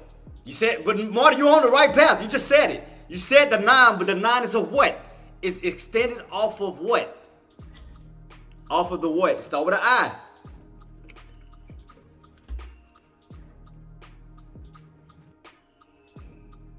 He know it. Marty's smart because he right there. Marty got it. I'm just waiting for him to say it. I want to see if he's gonna. I just want to say it. Start with an I. It's exactly. There you go. It's extended off of the indicator because you already know that the stocks need that 9 MA to give it that firm push, right? What did it do? It got overextended off of the what? Because what did look at the 9, look at 955, right? Look at 955. What helped Marty, King Kong, Engineer, Hazardous, Ricky? What helped propel Nvidia above 955? Look very, very, very closely. What helped? Exactly. The 9 MA, it catapulted because what? It created a squeeze. Hazard. Look very closely at my 9 MA. Boss, look at this. Look at my blue line. You don't see that squeeze? You don't see that squeeze between the 9 MA and that yellow line? Look at that very closely. Look at that. It created a squeeze because it needed the help of that 9 MA because the 9 MA can play a crucial role in certain areas of stress, especially either strong support or strong resistance to get a bit that push.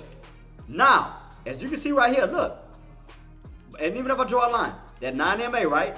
That blue line. So let's do this. The 9 MA created what? It created a squeeze between that yellow line of 955 and here. It made an ascending wedge. If you notice that, it made an ascending wedge at a most difficult area that needed to be broken out of, right? 955, which caused it to what? Go on a massive spike. Now, as we're at these highs, where's that 9 MA at right now? Don't you see the it's overextended off of it? And you know that it reacts, any stock or a SPY, whatever, it reacts to a 9 MA like a magnet, right? So, due to the fact is, you'll leave it, put it like this. You think about a 9 MA as a car, right? And the candles is you, right? And you have a brick wall. And ask yourself, if the 9 MA, right? If you get out of your car and run into a brick wall without anything protecting you, what you think is gonna happen? Think very closely on that. Just think about it. Think about it. That 9 MA, the blue line, is your car. But you left out of your car, which is this overextension. You leave out of your car to run smack into a brick wall, just your body alone. What impact do you think that is gonna have? You have nothing surrounding you. You have nothing to protect you. You have nothing to help you. You're leaving out of your car, right? You're leaving out of your car to run right into a brick wall. Think about it. Think about it. Think about it. Just saying. Just saying. You're going to need your car to do what? Have more of an impact on that brick wall than your body alone. Because you run into a brick wall, it's not going to have a good result to that, right? Okay. So what I mean is, 0424 says, is there a bear flag on spot? I'm about to check it out, boss. So what I'm saying is, what do you gonna have? What? Marty's silly. Okay, Marty. All right, Marty, engineer, all of y'all guys. Okay, so in order for us to have a greater impact at 1150, what would need to happen? What would need to happen?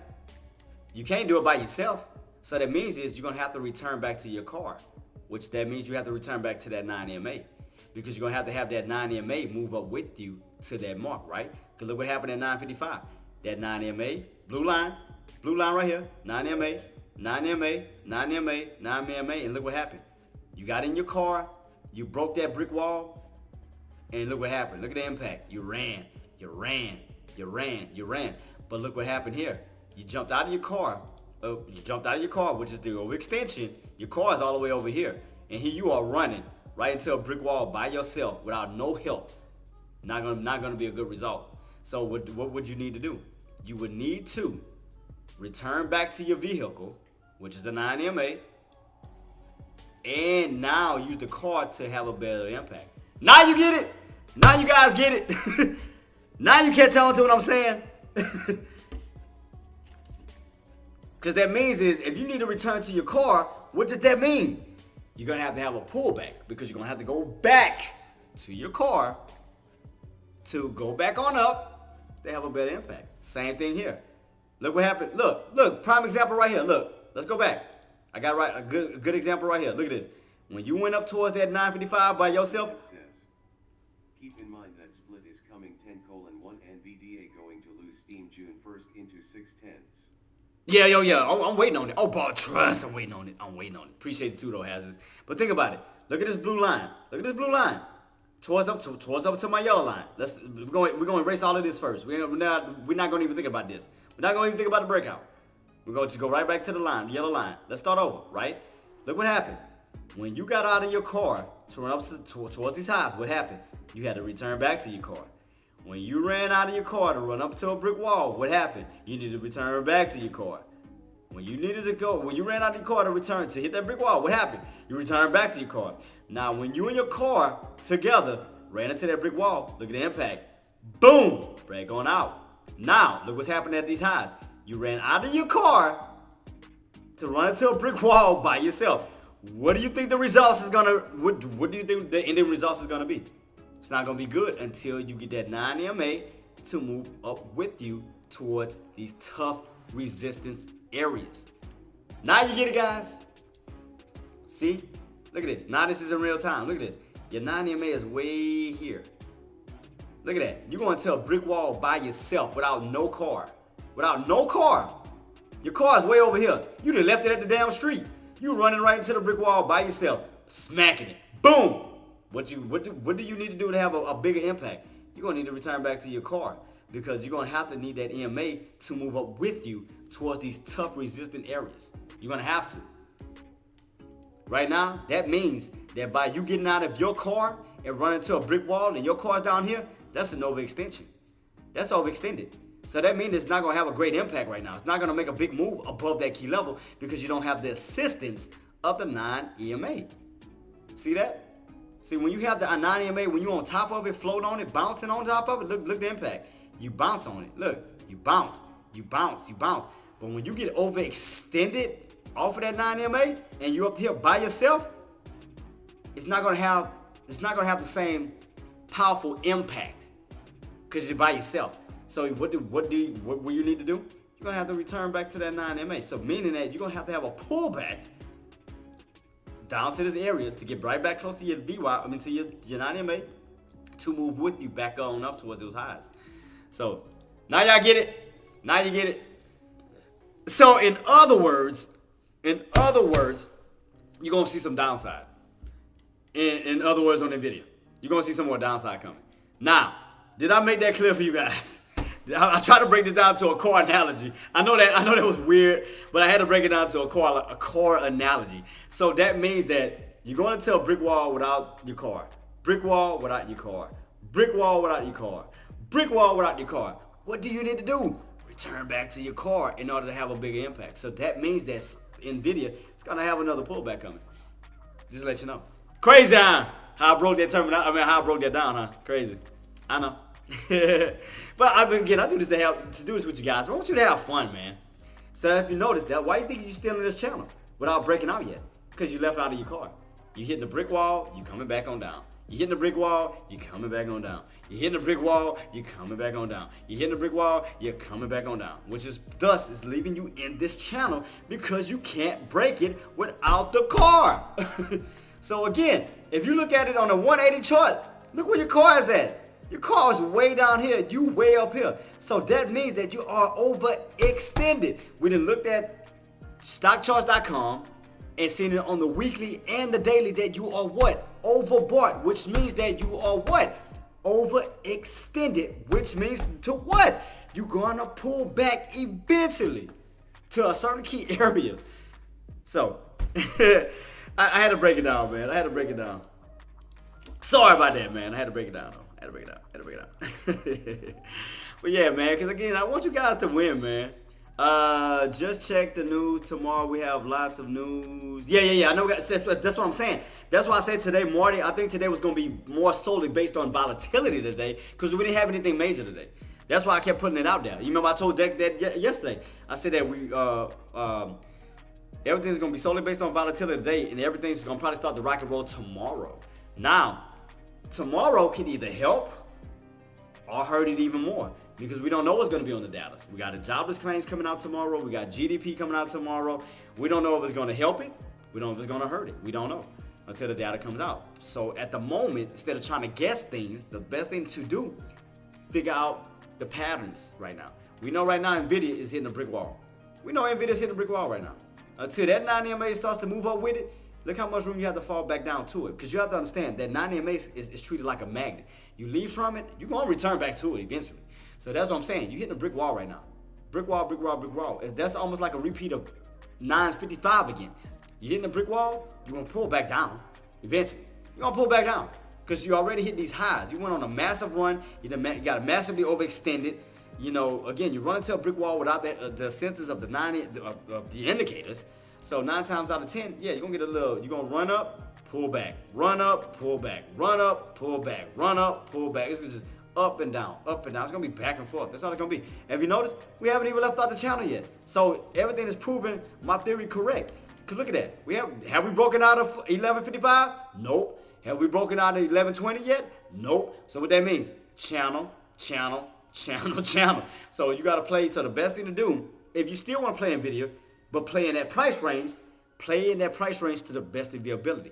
Understand, 1150 tops. Understand, 1120 bottoms. Play off of that. That's the smartest way to do it, team.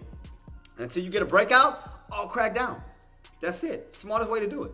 I mean, I'm gonna give you information to help you guys out. It's up to you on how you want to trade it, you know. But I'm trying to put out the best information that I can.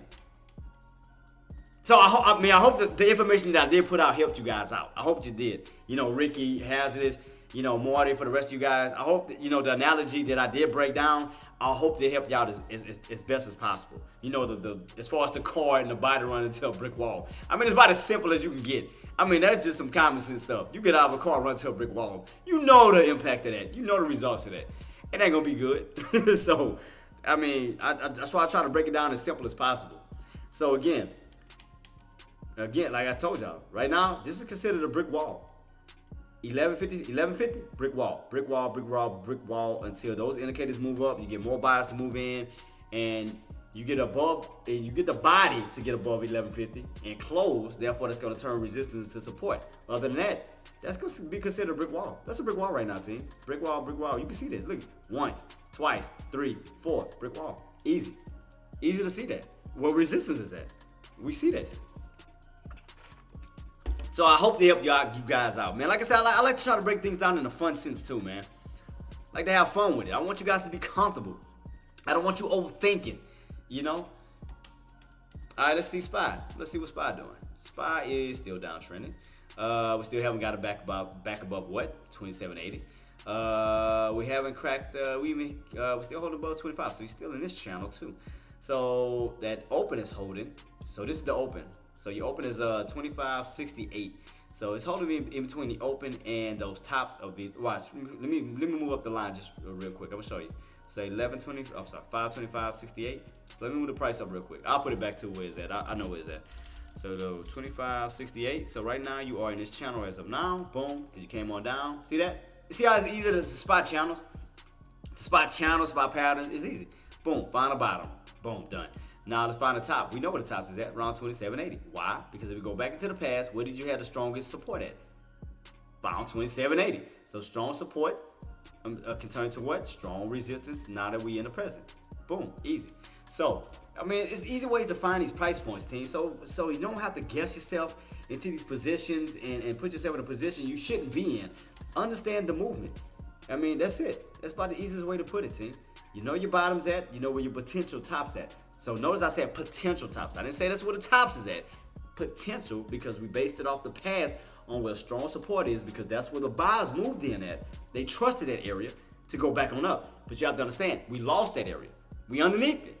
Now strong support can turn into what now? Strong resistance. So you got to think about it psychologically. That same key area, because now that we underneath that strong support, that can be utilized as strong resistance. Because you got to not only think about what you think, you got to think about what other people think. Because again, that area psychologically, buyers moved into 527.80. We had a nice little bounce. And then if you think about it, look, we came down and we covered and stayed above what? 527.80. So obviously that was a strong demand zone at one point. But you have to understand now, we're underneath that demand zone. That could be now what? Strong resistance. That could be now a strong supply zone. So you got to think about that. As we do go on back on up, that can be still considered resistance. My problem is the bottom, that frame time to look. The best thing I can say on that, Queen, okay, when you're trying to figure out a bottom, that's okay. You can either take the pass like this. You can either take the pass from the 30-minute time frame, or you can go to a bigger time frame to figure out an overall view. So sometimes, if I can't figure out where a good bottom or like good support is, like something like this, okay, now I go into a bigger time frame. So I go into a 180 chart. So I'm like, okay, let me look at the overall setup, psychologically on what other people are thinking. So this is what I do. Look, where do we bounce? This is my 180 chart. Look how I've been having my stuff set up. Look at this. Bounce, bounce. Look at this. Look, it bounced in the same area. See how I got my pattern set up? Boom. Around what? 1125.70. Around this key area. So that's still hold up as what? Support. So that's another way to still understand it. Sometimes you got to not overthink, but trust the patterns. You got to trust the patterns. So if we put them back down here, psychologically, you can see right here, we bounced, and 9 times out of 10, look at this trend line.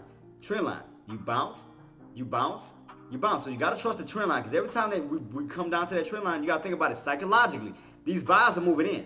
We come on this yellow line, come down, buyers move in. Down to this yellow line, boom, buyers move in. Come down to this yellow line, boom, buyers move in until we crack that trend line. So you have to trust the system. You have to trust the patterns, Queen. That's another way, so you don't get over confused. Because I've not been in that position when you start to overthink. You start to second guess yourself. Then and it leads to a lot of emotional decisions when you start to go beyond your trading plans. You start to trade on an emotional basis and things of that nature. So you gotta understand, find a pattern first. Find a pattern and trust that pattern. Because again, the past has proven that every time you hit this trend line, you bounce. You hit this trend line, you bounce. This is all the way in the past. This is in what, 2023? I think. Am I not mistaken? Is this 2023? Or this is what is this? What year? I'm sorry, not 2023. I have to apologize. In May. But look at the proof. You bounced. You bounce. Trust it. You gotta trust your patterns. Trust your pattern. So that means psychologically, when we come down to this key level, because not only the trend line is showing you proof. Look at this bounce here in the past right here. Bounce. You gotta trust it, Queen. You gotta trust these key areas. You gotta trust it. You gotta trust your setups. You have to. And don't get me wrong. It gets tricky. I promise, because I get like that sometimes. Because I'm like, I start to second guess myself, but I'm like, you know what? Nah, I trust this pattern. Let me go for it. And I do it. And it pays off. Queen, last night, I went in. Me and AK was talking about it. I see AK coming in the building. Shout out to AK. Me and AK we talked about. There you go, that I told you so stuff. But me and AK was talking. AK, wasn't we not talking about 1150 last night? In Deckmore's area last night, we both talked about this. We said 1150 is going to be resistance. 1150 is going to be resistance. I'm talking about on NVIDIA. We kept saying 1150, 1150, 1150. Me and you talked about this before the market closed, and we talked about this in Deckmore's lobby. Boss, we talked about that lobby. I went for a swing trade last night around that area. Got out this morning on a swing trade over the marks that we called out because we put in the work to trust those areas. And man, I made up to $400 off of a swing trade. I went in with one contract, and we was calling out 1150, 1150, 1150, 1150. Now, instead of being at 12,000, which I know I need to upgrade my profit, I'm up 13,000 now. But we've been calling it 1150, 1150. But why? Because we did the necessary research because of the past. 1150, rejection. 1150, rejection. 1150, rejection. 1150, like we seen it multiple times where we did tested that area over and over and over again. You gotta trust it. Stop second guessing yourself, because what you do is you lose out on opportunities, and then you get frustrated, and then you get into that woulda, shoulda, coulda situation where, damn, if I would have got into this area, damn, I could have got into this area. Damn, you know, like you start to second guess yourself, then you're sitting in your chair trying to replay it as if you was going, you know, you can rewind time and go back and do it. It's over. It's happened already.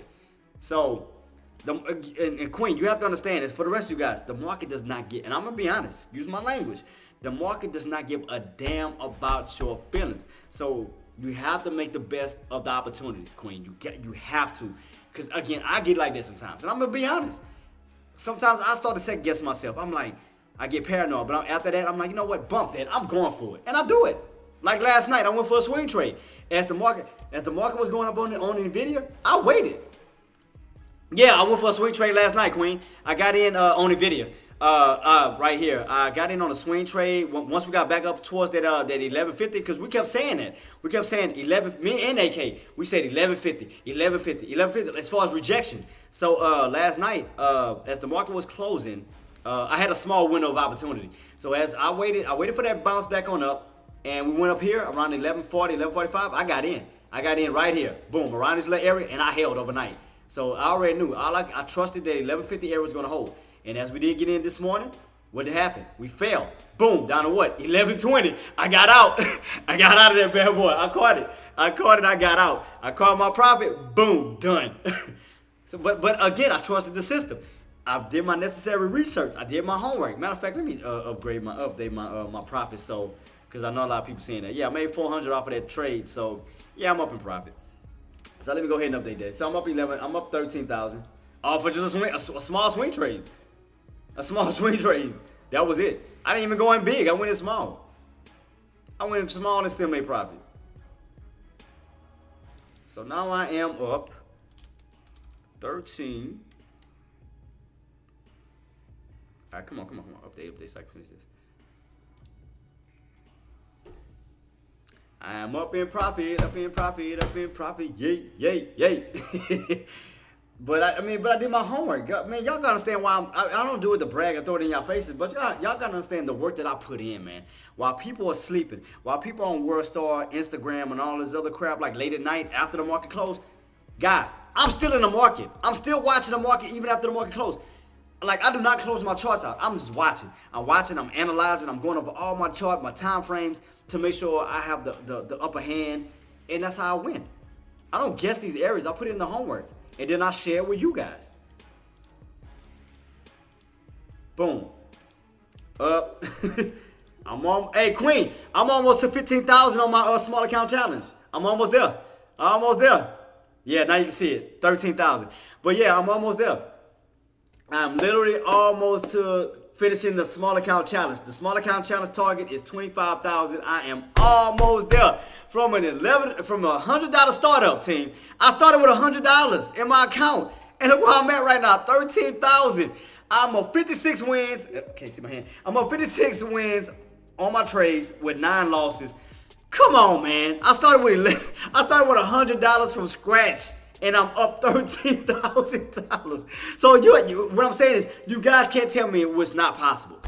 I started with $100. You cannot tell me it was not possible. Come on, man. It took a little minute, but I patiently grew it. I'm up 13,000. I'm almost done with the small account challenge. And after that, I'm not doing another one. I'm done with that crap. That shit takes too long. But yeah, right here I'm on my last. Yeah, engineer, I'm on my last one. Look, $2,000 more. I'll be crossing over to 15,000. That'll move my bracket here. And last but not least, $25,000. Then I'll be done with the challenge. I'll be over with phase 3, baby. I'm almost there. Almost there.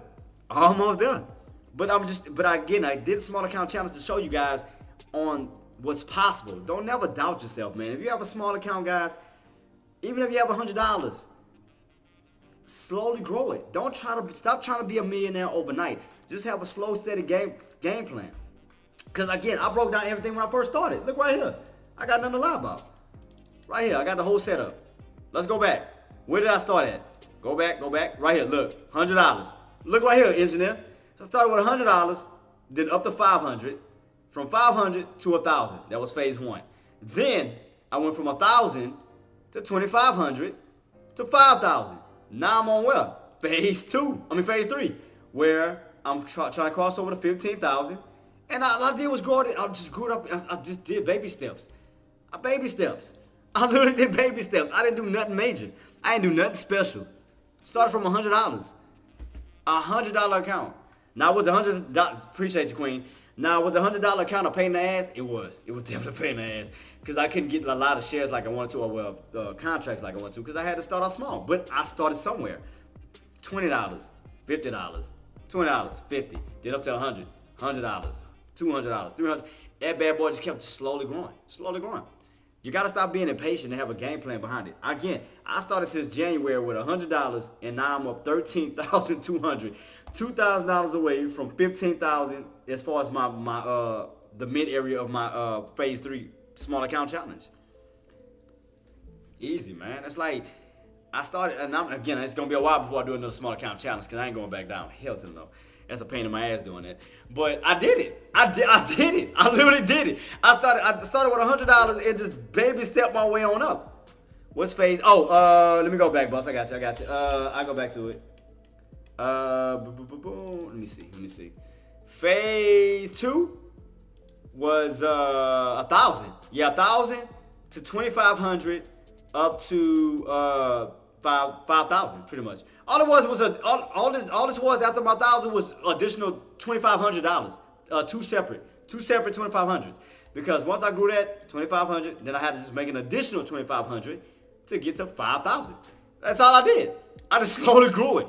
Once I crossed over to 2,500 here, I knew all I had to do was make an additional 2,500 to get to 5,000. That's it. I just broke it down in increments.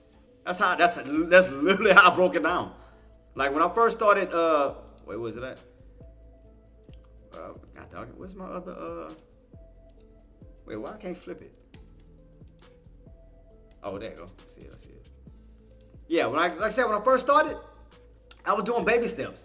I was doing 100, 50, 150, 150, something like that. Like even $25 until I got to 500. Then all I did told myself, okay, all I have to do is make an additional 500 to get to 1,000. And that's what $250 a piece.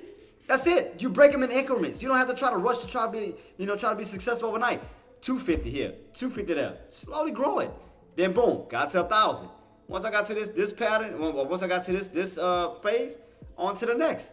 Once I got to 2,500, I know all I had to do was make an additional 2,500. Now for the 2,500, all I do is either 200, 200, 200, 200, 200, until that bad boy just grew. That's it. Team, I didn't try to be a millionaire overnight. I slowly just grew this by increments. That's it. Once I reach a certain amount, all I had to do was think in my head, okay, what do I need to make to get to 5,000? I know I had to make an additional 2,500. So, okay, how can I get to additional 2,500? Okay, I can do 100, 100, 100, 100, 200, something to that to get me, edge me closer. So how I did it was, when I got to 2,500, and to get to CHA Stock Sniper TV says, it's really more than that you started it over.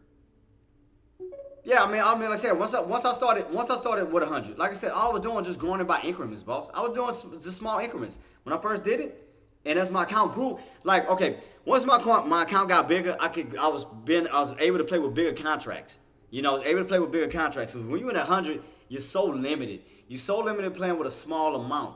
It's like you gotta play with you gotta stay within your bracket, right? You gotta stay within your bracket. But then once your account grows, you can add on more contracts. Now you can go from one contract to two. And see, okay, let me tell you another thing. Let me tell you another thing that I did. I'm gonna tell you another thing that I did. That's where my patterns came into play.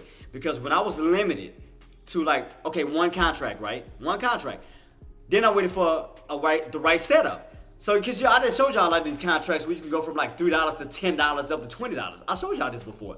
So, all I did was when I was in the process of just having like damn near 1 or 2 contracts, now what I did was I waited on the patterns to form. So, I waited on a nice little setup to where that even though I was getting one contract, I could benefit a lot from it because, okay, if I was waiting on a downtrend to come down and finding the support level to go back on up, okay, I was catching those bottoms. Getting in with one contract, now I'm up 100, now I'm up 200, now I'm up 300 because I was putting myself in a position going off of the pattern setup. Why think I'm a pattern trader?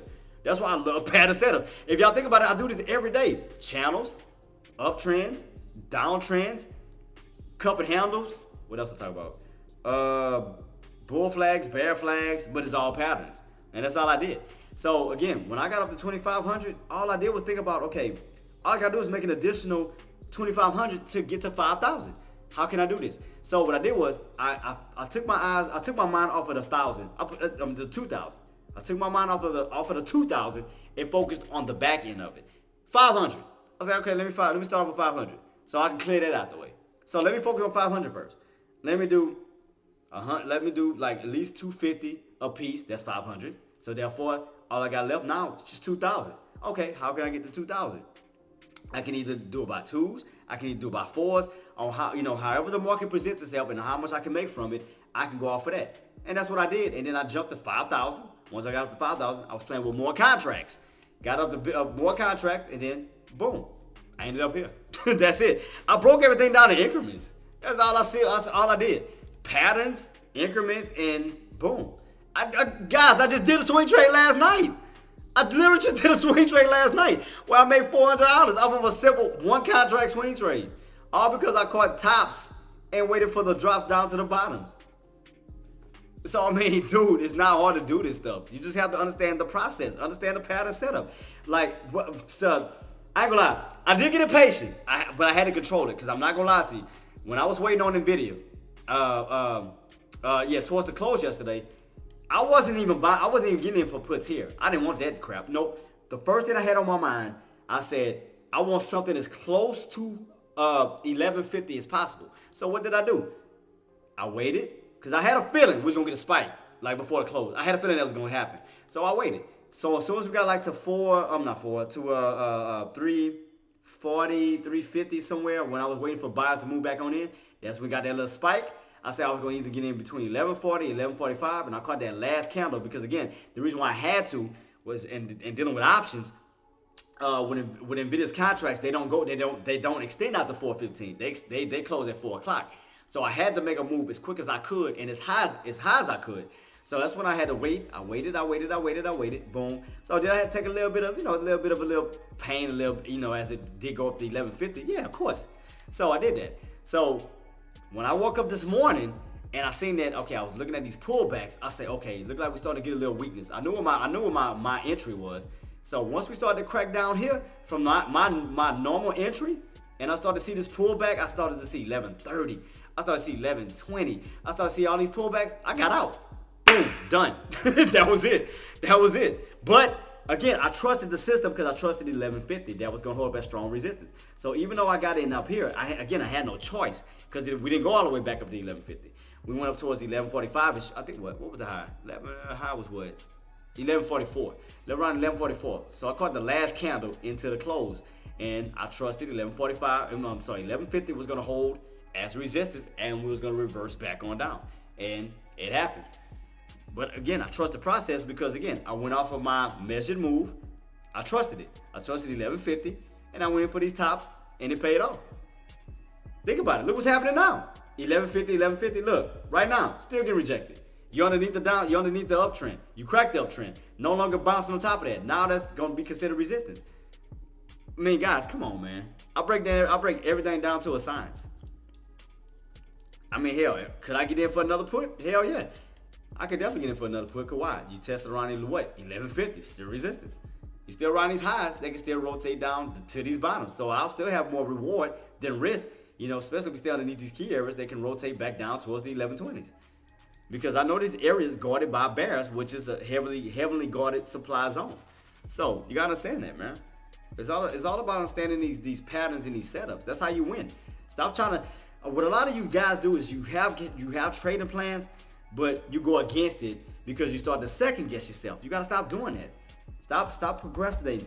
Like stop procrastinating. And I know a lot of you guys do this. You ain't gotta lie to me. Stop procrastinating on pressing the down button when it's time to press it. Stop. As soon as it's time to, you start second guessing. Never mind. And you stop. Stop doing that. And then get mad when you miss it. I stopped doing that crap, man. Again, I turned $100, now I'm up $13,000. I can do whatever I want with it. I can do as I please. But I told y'all, and I kept my promise, and I'm gonna still keep my promise. What did I tell y'all? From my Twitch members to my YouTube members up to my Tradecaster members. What did I tell y'all I was gonna do once I crossed $25,000? Once I cross $25,000, I'm gonna take at least $5,000 out because I gotta make sure I stay over the PDT. So I'm gonna try to get over to $30,000 where I can take a portion out and stay above the PDT.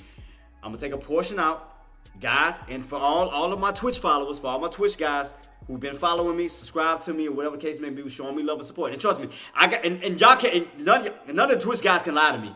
So I have a thing where it shows who've been coming through here, who've been really supporting me, who's been having my back, who's been riding with me from jump. For you guys, and I'm gonna shout out the ones who've been coming through here. Hazard has been one, which is he's now a mod. Sniper, you've been coming through here. Ricky, shout out to you. So to all these guys that been showing love and support, and that's free 99. They're gonna be getting a shitload of subs from me.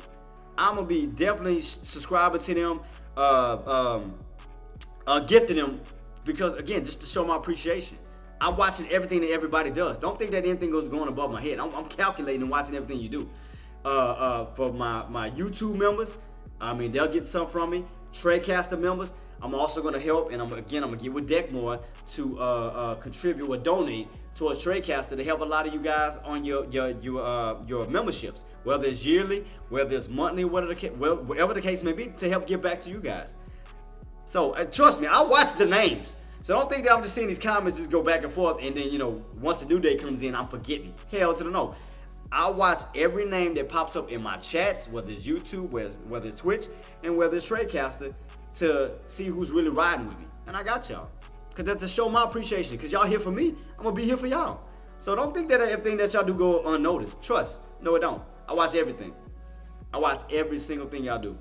For the ones that's there for me and the ones that don't. So that's why I say it's always a shout out to Marty. King Kong always coming through here. Who else always got my back? Low Bar, Engineer, Charlie Queen, AK-47. I watch a lot of you guys. Gert. I mean, because the names, it becomes repetitive. Even on my Twitch and YouTube, the names become repetitive that I know about heart. J24, Hazardous. Rick has just started coming into the building. Brady be coming through here. Jet just started. So and Sniper. So I think about a lot of you guys. So don't think that your name's going unnoticed. I got you. Trust me. Once I finish this challenge, I'm gifting y'all some subs. Y'all getting subs. Even on the YouTube side, I'm donating to y'all. Tradecaster, y'all already know I automatically got y'all. So I'm gonna be donating towards the Tradecaster itself to help with memberships. So that's just my way of saying thank you. But yeah, I mean, I want to pass my blessings on to the next person. So I got y'all. We ride together. Of course, y'all family.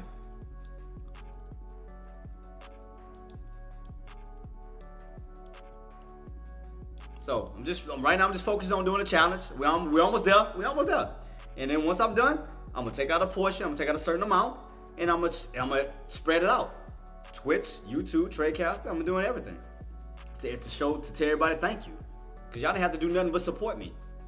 You know, laugh and clown with me. You know, like, that's it. Free. I don't charge for that. Y'all show love to me, man, so I got y'all.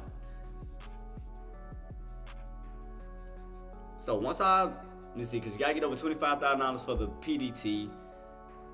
I say about, if I get a 30, I can take out, what, $4,000, $4,000? Yeah, about $4,000 and just disperse it. So, let me see. Tradecaster, YouTube. So if I do, if I do 6,000, I can spread 2,000 out between all the platforms. So if I do 6,000, so 2,000 on Tradecaster, 2,000 on YouTube, 2,000 on Twitch, something like that. Yeah, but that's why I put out, and that's exactly low ball. But that's why I put out free information.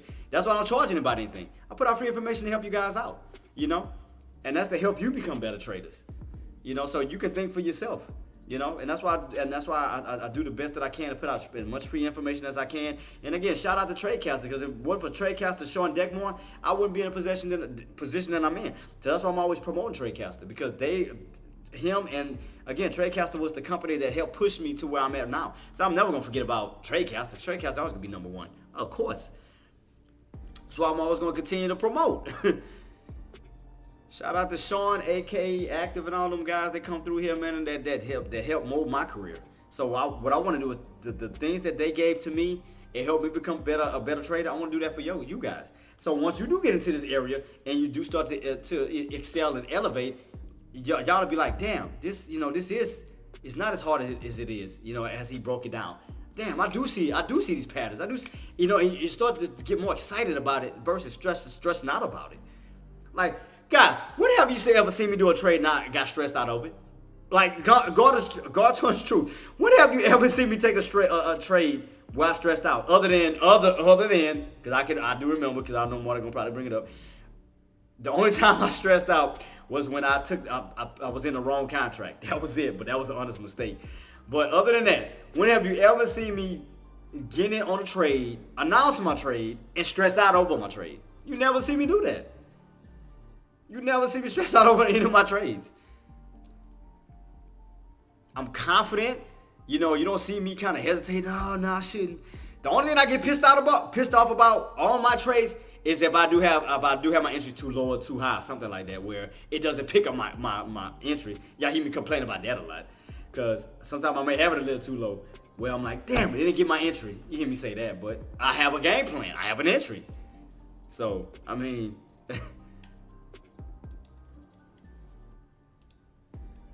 that's the only thing you ever hear me complain about is a missed entry. That's it. You never heard me say, oh man, I got on this trade. Damn it, I was wrong. I was this. No, I tell you what I'm doing. I'm telling you the patterns. I'm telling you the setups. I'm telling you what I'm thinking. And I do it. But like I said, the only thing I complain about is the entries that I'm sometimes too low on my entries that I don't think is going to pull all the way down to it. You hear me say that a lot, but that's it. But I always have a game plan. Jet0424 says, NVIDIA broke 1,140. I understand that I was just breaking that, but your main. K Steeler, shout out to you, boss. I see you in the building, man. I hope y'all having a blessed day, man. Thank you for coming through. Appreciate you so much. Thank you so much. Who said that? Jet, your main, okay, as far as NVIDIA, I know it broke 1140, but see, that's not your main resistance. Your main resistance is going to be 1150, because look at the past. 1150, rejection. 1150, rejection. 1150, rejection. That's my main focus. And plus, you see how it's playing off of my measured move? Look at that. Where is it at? 1150. So 1140 is cool, but 1150 is gonna be that's gonna be the test. That's why I haven't said anything on alert or anything. So 1150 is gonna definitely be the test. But man, swing trade, hey Case Dilla, I made a successful swing trade, boss. I don't know if you was here when I mentioned it. Well, yeah, but plus because you don't have no major data coming out until tomorrow. As I stated to the team before, it wasn't nothing major today, which it was gonna be a dead day. So if you see right here, nothing in the green. Because normally when we see something in the green, that's when we have a major impact in the market. Like tomorrow. Swing trade. Yeah, Yeah, I swing trade Nvidia last night. I got in. I was talking to him about that. I got in around 11:40. Well, yeah, 11:40s. For the resistance for the resistance of 11:50 for the pullback down. So like I said, I got in around 11:40 ish, 11:45, and the reason why because the way the contracts roll on Nvidia. They don't do like SPX, which SPX contracts, they extend out to like 11:15. So he give you time even after the market closed, like 15 minutes to go in on the trade. But as far as Nvidia and them, they close right at 4 o'clock. So what I had to do was I had to catch the nearest and highest area, highest candle as close as possible towards that 11:50. So I got in up towards these areas. And yeah, like I said, I did catch a little pain up here, and then what happened? We pulled back down, came back under my entry, which was good. Then we went up again, and then we pulled back down, and I caught that pullback right here because my entry was around 11:45, 11:44, 11:40 mark. And once we got that pullback down to 11:20, out. So now if you notice, my trade is now up 56. I'm up 56 wins on my trades and 9 losses. So we still rocking and rolling, boss. So I'm up 56. I'm heading for 60 wins on the trade. 60 wins, let's go. 60 wins. So, and the beauty part about it, doing a swing trade, it don't affect your day trades. So even though I did a swing trade, I can still do a day trade. That's what I love about swing trades. So made money on a swing trade. Now if I could do a day trade, I'd do it. So I'm just trying to watch this 11:50 mark. All I'm doing is watching this very, very carefully. 11:50, 11:50. I want to see as we get closer and closer back towards this mark. Right now we're at 11:26. I'm sorry, 12:26. So that means that 30-minute candle has not closed yet. So I want to see where this candle closes at towards 1 o'clock and where the new one is going to open. So if we stay underneath 11, put it like this. If this is the game plan, I'm going to tell you right now. Okay, if this candle closes out at 1 o'clock in a few minutes, after 30 minutes, and that candle closes out underneath 11:50, then I'm going to still go for a put because that's what we talked about this earlier, guys. That body has not crossed above. 1,150 now, and not 1,160. Yeah, I mean, I had it set for both. I had it set for 1150 and 1160. And as you notice, I never changed my line. I never changed my bracket. My brackets stay underneath 1150 the whole time. But I was also calling out 1160 because you remember I was talking about Nvidia normally moves by twos, right? It moves by twos, 2, 4, 6, 8. So I did say 1160. But you remember what I told you, what needed to be done to get to 1160. You remember I told you, we needed to get it above 1150 to get to 1160. Because you remember I told you, 1150 is that $half mark. You remember I was talking about that yesterday? Break it. Yeah, you remember I was talking about that? You remember I was talking about 1150? Because you remember I was talking about, I was thinking that the initial target was going to be 1200, right? So in order for us to get to the upper portion of 1100, what needs to happen? We need to get above 1150. Why? Because 1150 is the $half range because you're $50 away from what? 1200. So as long as we stayed underneath 1150, I was gonna stick to 1150. I was gonna definitely stick to 1150. So that's why I got in on the swing trade, and look what happened. Boom, caught that drop. But notice the candle. We still have not crossed above what? 1150. So if this candle closes out underneath 1150 and the new candle comes in at it underneath 1150, that's only gonna confirm resistance. So if you notice, because this is a 12-hour candles. These are all 12-hour candles. So we got about almost 30 minutes until this candle closes out. If this stays underneath 1150 by the time the new candle comes in, you have to understand that once that new candle comes in at 1 o'clock, you're automatically gonna have resistance above your head. And what is that? 1150. So if that candle closes out underneath 1150 and the new one comes in, you're gonna automatically have resistance right underneath your head. You're gonna be coming in right into a ceiling for a possible pullback down. And you're already overextended. You're already overextended off of that 9 MA. Your 9 MA isn't all the way until what? Damn, 1077. So you still got room to still fall back this way and then some. You're hitting a brick wall. And if you look at it from a channel standpoint, from 1150 to 1120, tops, bottoms. Think about it. Think about the rotation. You rotate it up, and you're already hitting bottoms. 9 times out of 10, you got room to do what? Rotate back down. So you're already hitting these tops that still has not broken out. So I have to take 1150 into consideration for a possible another opportunity until we what? Break that key level. So I have to do that. I have to. That's what the market is telling me. Now, if we get a breakout, within 30 minutes, Say for instance, we do get a breakout above it and hold. I can consider that because now we're turning resistance into support.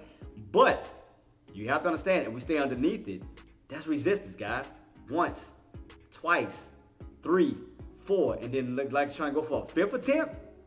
And you gotta understand it. If I'm looking at it from a put standpoint, I have to flip the charts upside down, meaning that that top can be my puts bottom, where I can be looking at it from a bottom standpoint, where once this starts to drop, that means my puts will go up, because that means my puts has found the bottom while Nvidia has found the top. So all I'm doing is thinking in my mind psychologically that, okay, we're going towards these tops here that can be a bottom on my contract. So that's all I'm doing. I'm just psychologically thinking, okay, this is my bottom on my put contracts because we have not cracked this area, the floor. That area on my put contract is holding up. So again, Nvidia's tops can be Nvidia puts bottoms. That's it. Because again, if I flip my chart upside down, and if y'all can't see that, look, flip the chart upside down. Flip it upside down. Look, bottoms, bottoms, bottoms, bottom, which is the tops, because again, you're looking at it upside down. Bottoms, bottoms, bottoms, bottoms, bottoms. On the put side, if that area holds, that means you're getting rejected on the normal side, and you'll be looking for a move back, which will be falling, meaning that your puts will be going up. So that's it. I'm just thinking about those tops as my bottom puts, the bottom areas of my puts on my contracts. That's it. That's why I'm watching this very closely. What is going to happen as we do push again towards 1150? That's it. Oh yeah, it is break time, huh, team? So let's go ahead and get ready to head into our break room. You already know how we do. So let me get everything set up. It's time to take a little 30-minute break real quick. Let's take a little break, man. Let's relax our minds. Let's chill. So let me get everything set up. Let's go. All right, guys, y'all ready to head into the break room? We're about to head on out. So let's go ahead into the break room in about 5, 4, 3, 2, 1. Let's go.